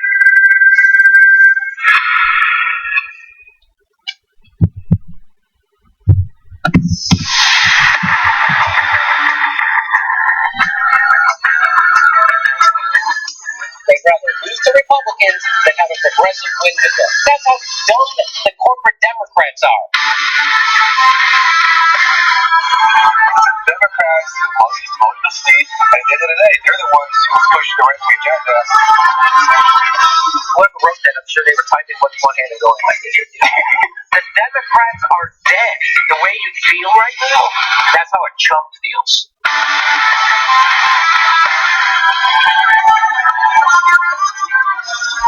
Not freaked out. They did 100 squats a day for 30 days straight. I was like, how hard can that be? That doesn't sound very hard. So I'm going to try to do this for 30 days and see if there's any difference in my physique. 3 weeks later. Steve, how is your exercise regimen coming along with your squats? I did 100, 0, 0, 0, 0, 0, 0, 0, 0, 0. You're pacing yourself.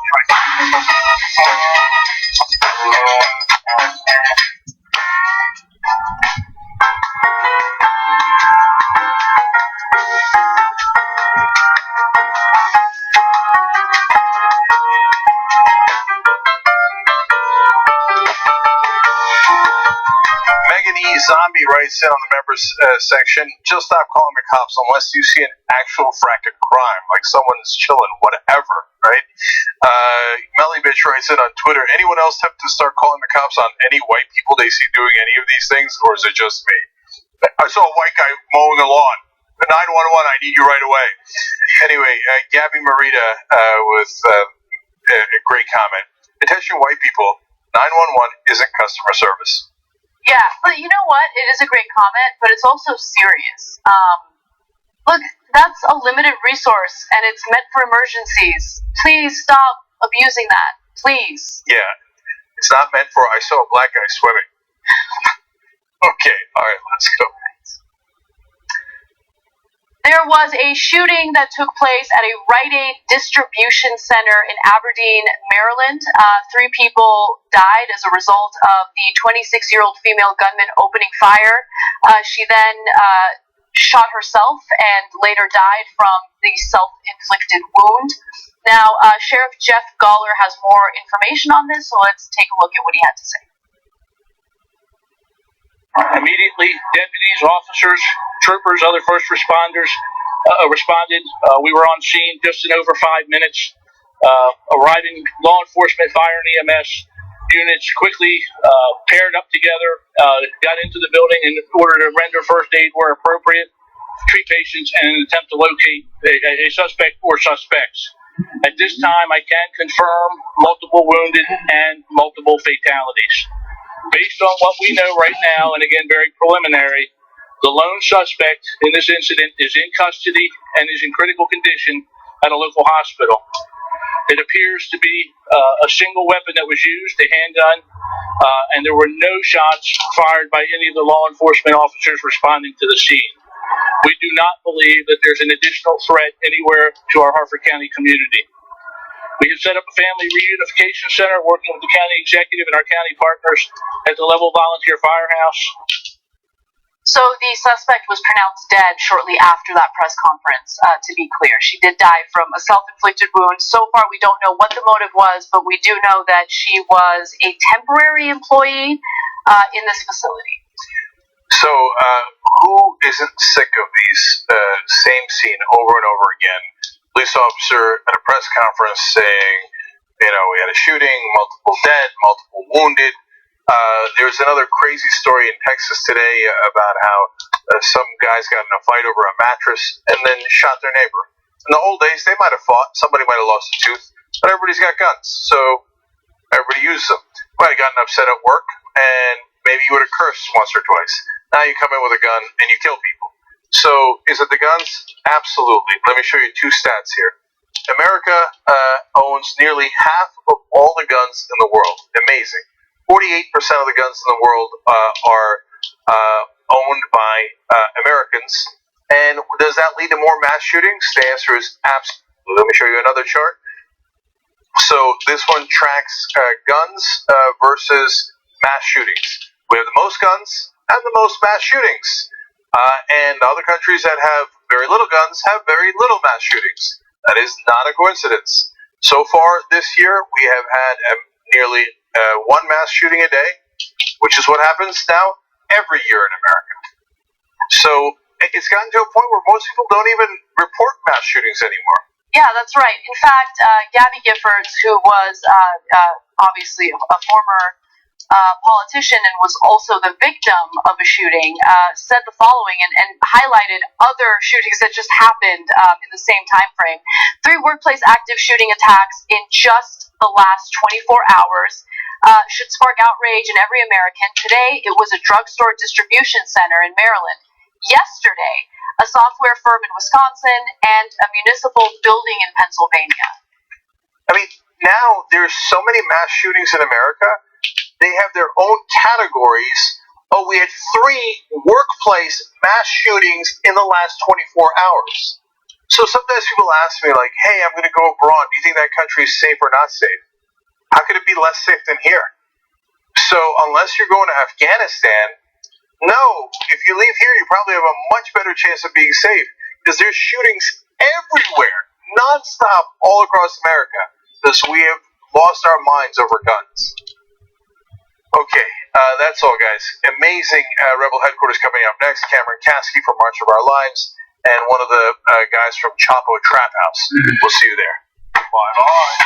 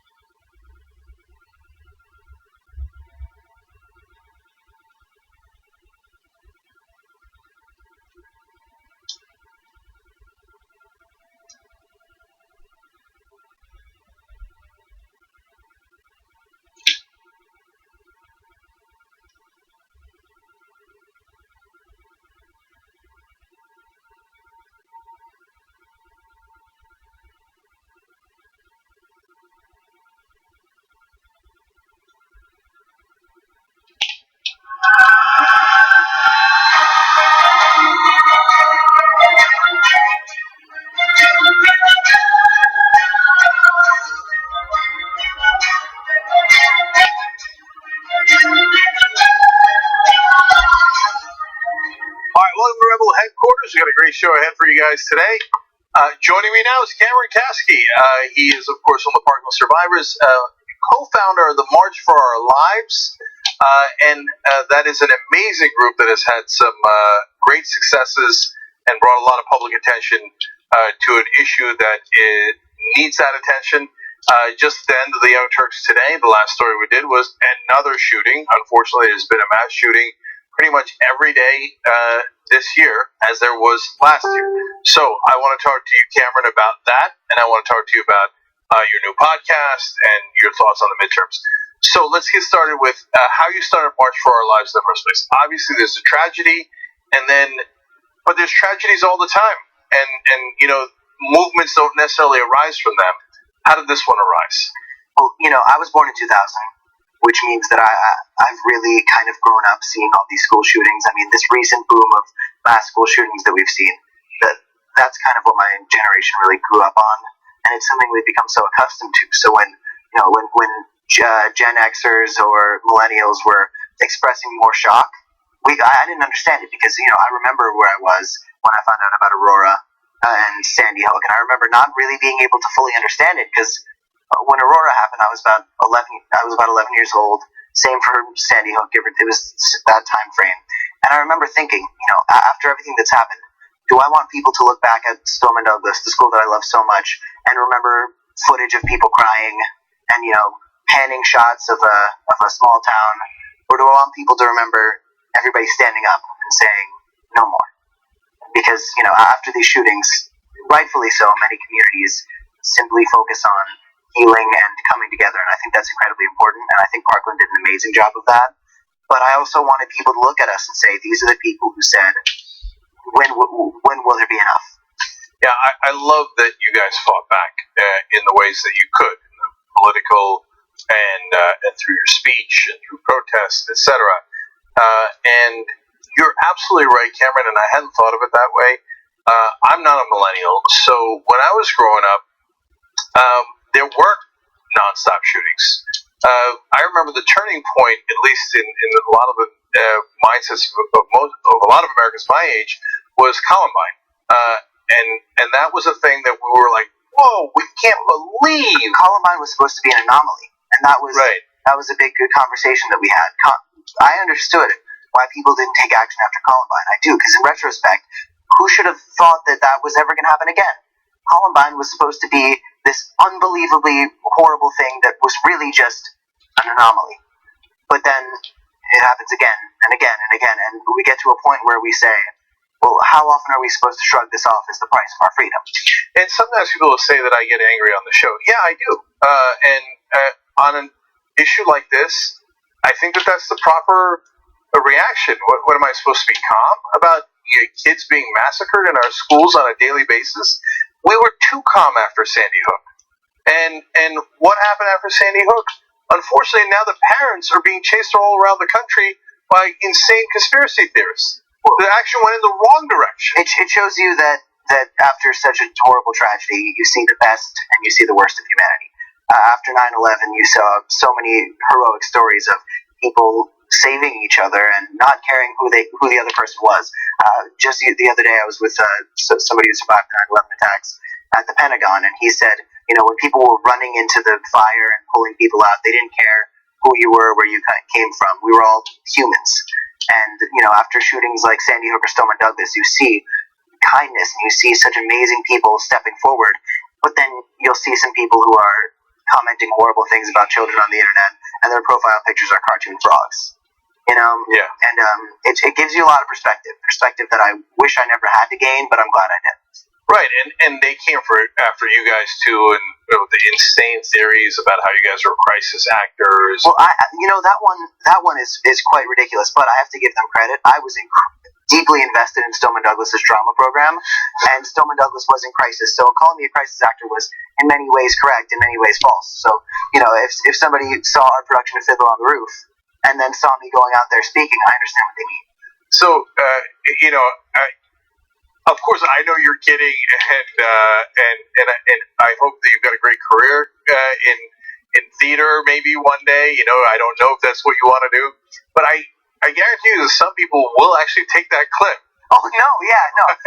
In this situation, people like you and I, and many others in the field that we've stepped into, we live for things we say to be taken out of context. I mean, it happened just yesterday. I did an interview where I discussed the fact that I left March for Our Lives to pursue different things because I put in 6 months of time and effort. And after a shooting, when you jump right into the fire, it's very easy to get burnt out. So I talked about how I left and how I was focusing on messages of bipartisanship, and many people turned that into a headline. Kasky dumps March for Our Lives, hates the gun control movement. I mean, no, it's taken out of context. I'm actually super proud of my friends. I think that they're doing a better job without me, but that's editorialization. But I'm sure many things you've said have just been ripped in. Oh, nonstop. They will literally take half a sentence and with no shame at all, just take it as if I said the opposite of what I said. Anyway, but you guys got things accomplished. You got Florida to pass a law, which is amazing. I would have wanted the law to be stronger, but it's a lot better than what it used to be. So what's in the law? Do you like it, don't like it, that got passed after the shooting? So I was very openly critical of the law, and I was also very openly critical of the Stop School Violence Act that was passed in the omnibus. And I was trying to figure out what was my biggest problem with them, because there's actually nothing I dislike there. And I realized what it was. My biggest fear is that passing small laws that are good steps to safety for the students are going to let lawmakers who don't want to take real action here hide behind them. So the Stop School Violence Act, which was filled with a lot of language that I didn't really expect to see much come out of, I was very, very critical simply because I said, okay, then anybody who voted for that is going to be able to say, look, I helped the kids. When I didn't think that was enough of a step. But I really liked the law that was passed in Florida. I'm very openly critical of Rick Scott. I think he's a big fraud, but I also think that his ability to go out there and pass that was very impressive, especially since Florida, of course, got sued by the NRA afterwards. Because, if you pass that kind of law, you're going to get sued by the NRA. Are you familiar with Marion Hammer? Only in passing. She's an NRA enforcer in the state of Florida, and I encourage you to Google it for her. She is an interesting character, and we would see her in the Florida State Legislature just walk by everybody, go right into an office, walk out with somebody looking terrified. And they look terrified because here's somebody from the gun lobby who says, in this case, we're going to take you out with money.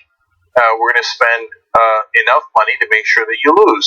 They spent $50 million in the last election. I think that the NRA's reach is well, a lot of it's monetary. There's more things we need to focus on. You'll see that the NRA's greatest strength, in my opinion, is their ability to mobilize smaller groups of people for smaller elections. So the NRA would be able to send a text that says, to an election with maybe 5,000 people in some random state. This mayor is going to take away your gun rights. Go vote. And the NRA members, however many there are, I don't think there's actually 5 million. I mean, my friend David signed up for like 4 different memberships, so I don't think they really have 5 million people, but they're able to get people moving. And it's actually remarkable. The way they structure that is very, very effective.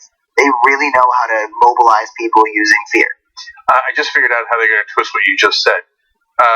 Parkland Survivor says he's friendly with the NRA. Parkland Survivor says NRA handles their work fantastically. Yes. Right. So, look, I think I've developed a different understanding for gun owners in this country. At first, I thought that anybody who disagreed with me about guns didn't care when kids died. Look, I think 96% of people in this country really care when a school shooting happens. 4%, whatever, but I think a lot of people care, and I think that I spent so much time thinking that I was right, and I still firmly stand on my beliefs with gun control. But I used to think that if you didn't share them, you were malicious. And then I met that guy in Texas who has an AR-15 in the house to protect his family because he doesn't understand other perspectives. I met that family that really just carries their firearms to defend themselves. And while I don't agree with all these gun laws, I now get where these people are coming from. Well, Cameron, you're actually more understanding than I am because, look, I got a hobby too. It's fantasy football, but nobody dies because of it.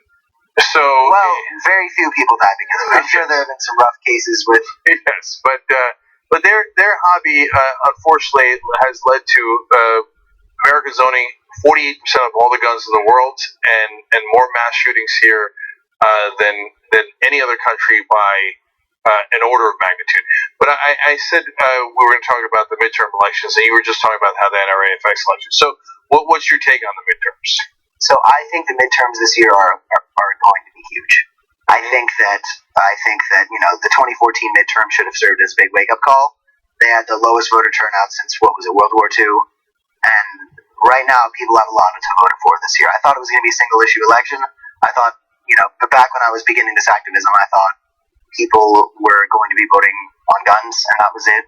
But after summer, all these things are coming out with the different stories, immigration, Kavanaugh, all these things, and I think this midterms, this is going to be a big message about the future of our country. Yeah, all my life, people always say this upcoming election is the most important election of our lives, and my job is to give real analysis.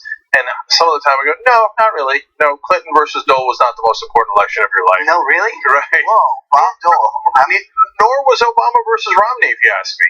Okay, but these midterms, this one's for real. This is, especially among midterms, probably the single most important midterm of my life. So I think you're absolutely right. It's a big one. I mean, I remember, for example, during the Obama-Romney election, I was talking to my parents. My parents were pretty much saying, like, I'm cool either way. That was an election where I know a lot of people in this country were saying, I understand where both of them are coming from, and I think both of them are civil servants, whether or not I agree with them.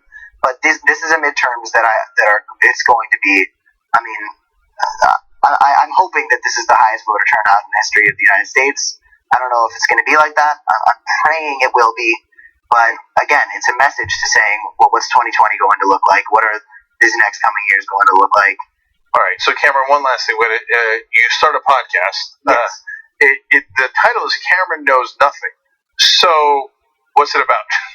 So, a lot of punditry right now comes from people saying, hey, listen to me, I'm the expert. Come hear what I've got to say. And I actually appreciate a lot of that punditry, and I enjoy it. But I think that one thing we're not seeing a lot of is people who are admittedly saying, I don't know very much about these things. Come learn with me. I was very often propped up as an expert on things like gun control and other topics when I'm not the expert on very much at all. So, I'm going to be speaking to a lot of different people. Hopefully this is me getting you to do the show. Everybody watching this, you have to hold them to it. I want to just, I want people to avoid the mistakes I made where they jumped right into something without learning too much about it first. And I want them to reassess things, because when you're a 17-year-old boy, you think you know everything. Turns out. Yeah. Well, Cameron, I can attest to that, because when I was 17, I was a Republican, and so little did I know that I would not have those opinions going forward. So it's super important to keep an open mind. So I love what you're doing. And you know what? Maybe when you turn 75, you'll be a Rent is Too Damn High party member, and you're going to be looking back on all this as if it was. Well, I'm open to that right now, because it's definitely too damn high. Whatever happened to him? Yeah. Charlie something. Yeah, I did a commercial with him, actually. You told me that for a rental car company. Anyway, so one more thing. We talked about this before, but how did you find out about the Young Turks? So I read the Young Turks a bit back when I didn't know the different political stances of news networks. So I would be online reading things from like Fox News, Young Turks, these different things, and I'd say, wow, these are some pretty different takes on similar stories. What's going on? And my parents read a lot of Young Turks. I have a lot of friends who did, and I think it's really important for everybody, no matter where you fall on whatever side of the aisle, to read every side, to read every perspective. If there's a new topic, I'll read everything from Young Turks, CNN, Fox News, Daily Wire. I like to compile everything, which is why I'm still an avid reader. All right, Cameron Kasky, fighting back and trying to get a little bit of justice in this country. Thank you so much. Appreciate it. Much appreciated. Okay. All right. When we come back, one of the Chapo Trap House guys.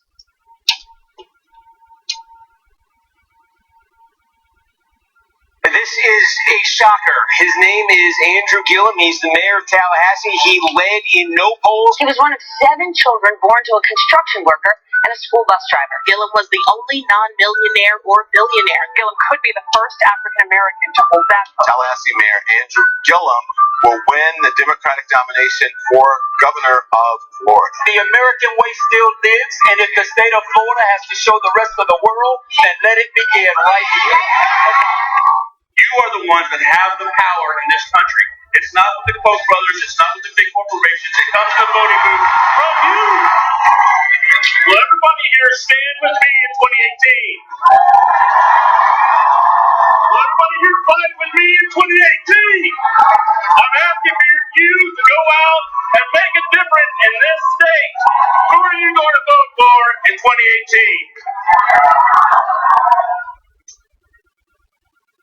I lost my mom last year. She sacrificed so much as a single mom, battling cancer 5 times. She never stopped fighting. She couldn't afford $2,500 for this one pill. It's wrong that families have to choose between paying for life-saving medicine and paying their bills. That's why I won't take a penny from insurance companies, and why in Congress I'll support affordable health care for all. I'm Kara Eastman, and I approve this message. Power. For the past 20 years, I brought power to the people of northern Vermont as an engineer for the largest locally owned electric utility in our state.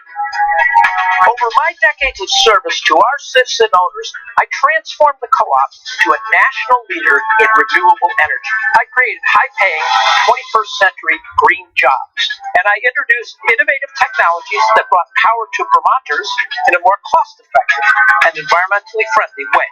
Now I'm running for governor to bring power to all the people of Vermont. When we Vermonters team up for our common good, we can deliver more and better services without raising costs. That's exactly what we need to do to strengthen our schools, fight income inequality, achieve universal health care, and extend high-speed internet to every person and business in our state. Take the power into your own hands. Vote Christine Hultquist for governor.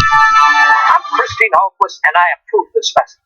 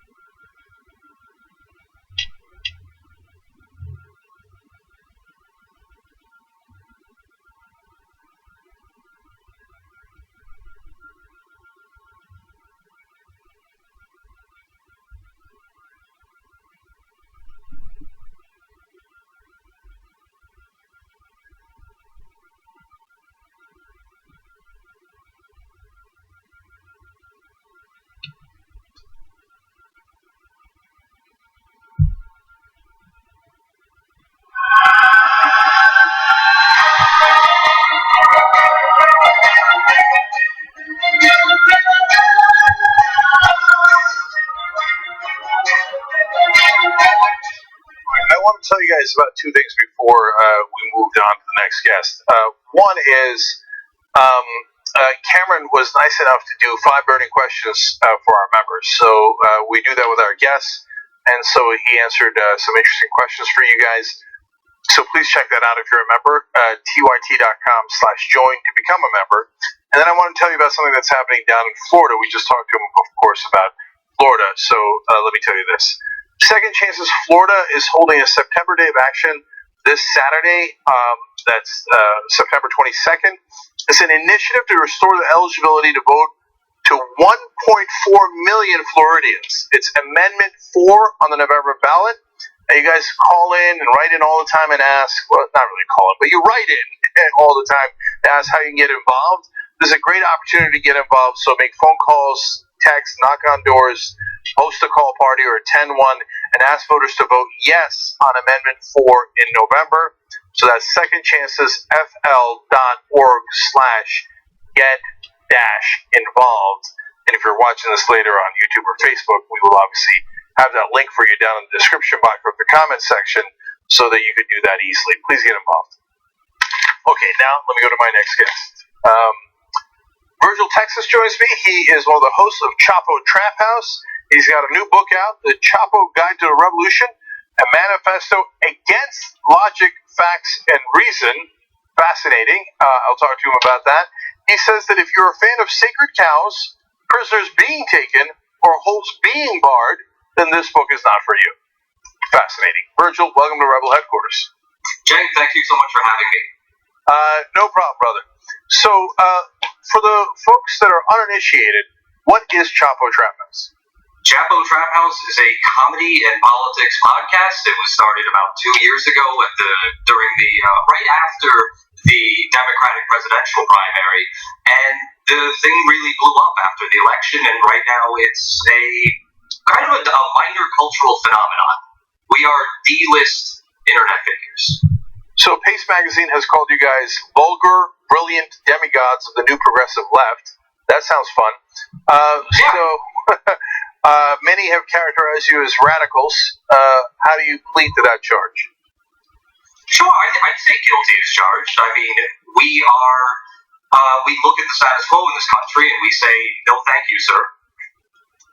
Yeah, okay, fair enough. So let's dive in a little bit and find out what exactly that means.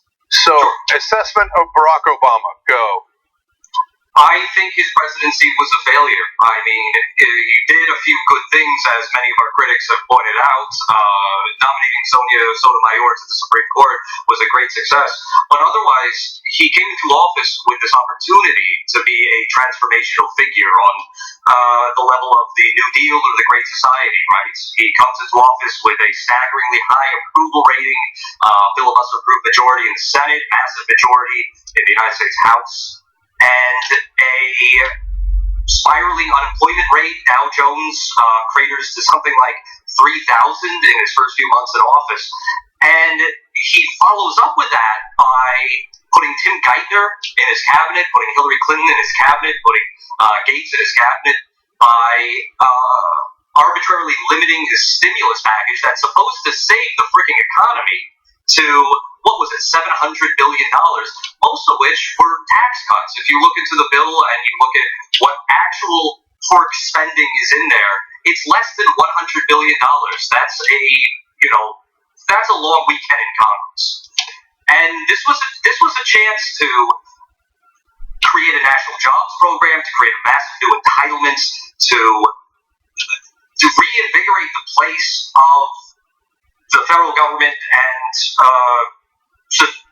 society within the economy, an opportunity to actually defang Wall Street and hold those who caused the crisis accountable. None of that happened, and it's really staggering to look back on the legislation that Obama signed into law during his first 2 years in office, because in comparison to the actual circumstances of the country at that time, it's not much at all.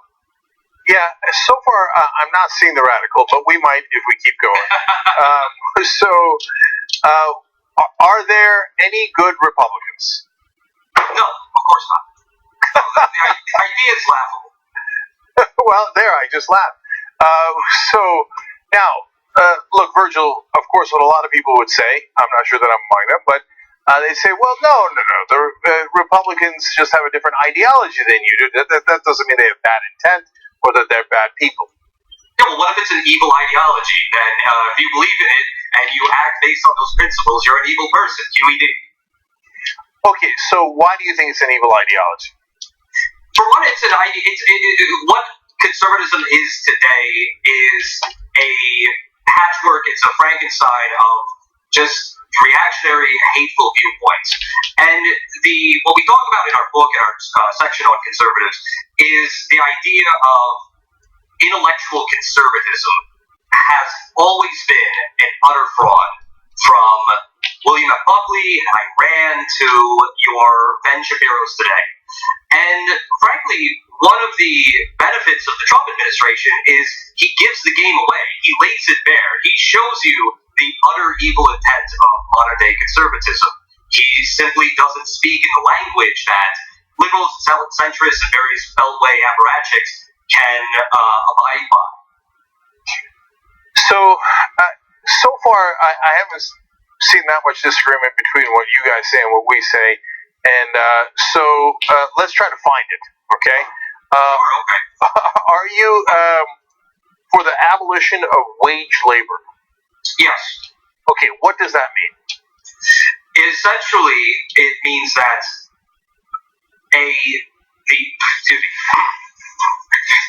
you have a society that's organized right now around the necessity of working in order to live. We have a society that's arranged around where the only actual driving forces here are by those who have capital and seek to increase their standing in society, increase their wealth out of pure self-interest. And we know what that leads to. It's led to our current circumstances, and it's going to lead to a very bad place. You know, I saw a news article earlier this week saying that a major health insurance company is, I believe it was Hartford Insurance, is only going to put more plans going forward, might be life insurance, more plans going forward for people wearing Fitbits, wearing wearable tech so that the actuaries can monitor their vital signs at all times. As our technologies improve, the technological developments of the past few years have really just led to this point where the forces of capital and big business and society can far more efficiently put a dollar sign on every single human being, not just in this country, but frankly on the planet. And what the abolition of the wage system means is, well, for one, I believe the abolition of capital and currency, which necessitates the abolition of the wage system, but rather a society that is, for lack of a better word, a communist society. A society where our inputs, our work, goes towards the benefit of society, that the profits, so to speak, using that terminology, is shared equally and based on human needs. Okay. I don't consider that to be a radical proposition, do you? Yeah, I do, actually. We have found it. We have found our disagreement. Okay, and it is significant, actually. So, look, when you say the American companies track us way too much, 100% agreed. Now, sure you've seen it. Some companies are now trying to implant chips inside of people. They say, oh no, it'll help them get stuff out of the vending machine. So will change. So I don't think we need chips inside the body to do that. And this system is run amok, and it's unfettered capitalism that is destructive. But going to non-currency, non-wages, not buying it. So, I mean... That's fair, but you don't... I mean, is there something that's morally just about the compulsion to work based solely on the circumstances of your birth? Because I don't particularly think there is. Well, I mean, it's a sad day for all of us, but we have to. Otherwise, nothing will work. Literally. Like, I don't want to work. A lot of people don't want to work. You know, people think I'm a workaholic. No, I'd rather not work. Okay. A lot of people do enjoy working. They do find fulfillment in contributing to society. And in my mind, I would like to see a society where you are encouraged to work not for the benefit of someone over you and improving their profit margin, and not solely because if you don't, society has dictated that you will die, but rather for the satisfaction that what you're doing is socially valuable and that benefits other people. Yeah, look, that's okay. Good. I'm heartened to find out that that we do have some disagreements. Good, smart, honest people can have those, and yeah, I believe that's not how humans work. Humans are both cooperative in wonderful ways, and we're social animals, but also competitive and quite vicious at times. And so, doesn't that redound to nihilism then, to say that humans will always be as venal as they are in this society? Therefore, any attempt to reconstruct society, redefine the terms of it, or even appeal to people's better nature is futile. No, I believe in changing the system, and I believe in changing it in a way that responds to incentives and disincentives. And so, for example, corporations don't have to have their only motive be maximizing profit. There are many other ways to structure corporations. Labor could be part of the board. They could be told to care about other stakeholders, including citizens, and I think that makes a lot of sense. But I think that if you ignore what I consider to be fundamental human nature, you're going to run into problems of incentives and disincentives. I'm happy to agree to disagree on that point. And of course, I agree that right now, under our current circumstances, you mentioned corporations could be told to have other priorities. Told? You mean told or mandated? Because the way things are organized right now, there is exactly one priority, and that is to maximize profits. I think the part that you and I almost certainly agree on is I believe in rewriting the code. The code is now currently what we call the law, and the master code is the Constitution. And I love the huge parts of the Constitution, but the way that the Supreme Court has interpreted the Constitution encourages and has created a system of wide-scale corruption and bribery. So we need to write an amendment, rewrite the code, so that we don't encourage corruption. We discourage corruption. And so, in terms of the law, we need to rewrite the code so that the company's sole motivation is not maximizing profit. That could be one of their considerations, but in my opinion, you might disagree with that, but not their sole consideration. Anything that is voluntary is hopelessly naive. And I believe that in both directions. For the conservatives who say corporations will voluntarily do good things out of the goodness of their heart, it's hilarious. But also I would say to you, I'm not sure that humans are going to voluntarily work super hard only take what they need. I'm not saying only take what you need. I'm saying that the distributions are based on human needs and based on egalitarian principles. Okay. So we're out of time here, but we should talk more.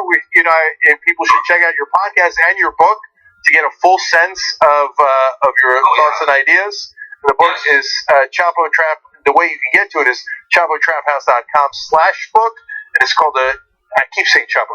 The Chapo Guide to the Revolution. Sorry. I'm a little old. But Virtual Texas, thank you, brother, for joining us. Really enjoyed the conversation. Thanks so much for having me on. I had a great talk. Yeah, no problem. All right, guys, we're way out of time. We got a post game coming up for you guys. Become a member and check that out. TYT.com/join. Bye-bye.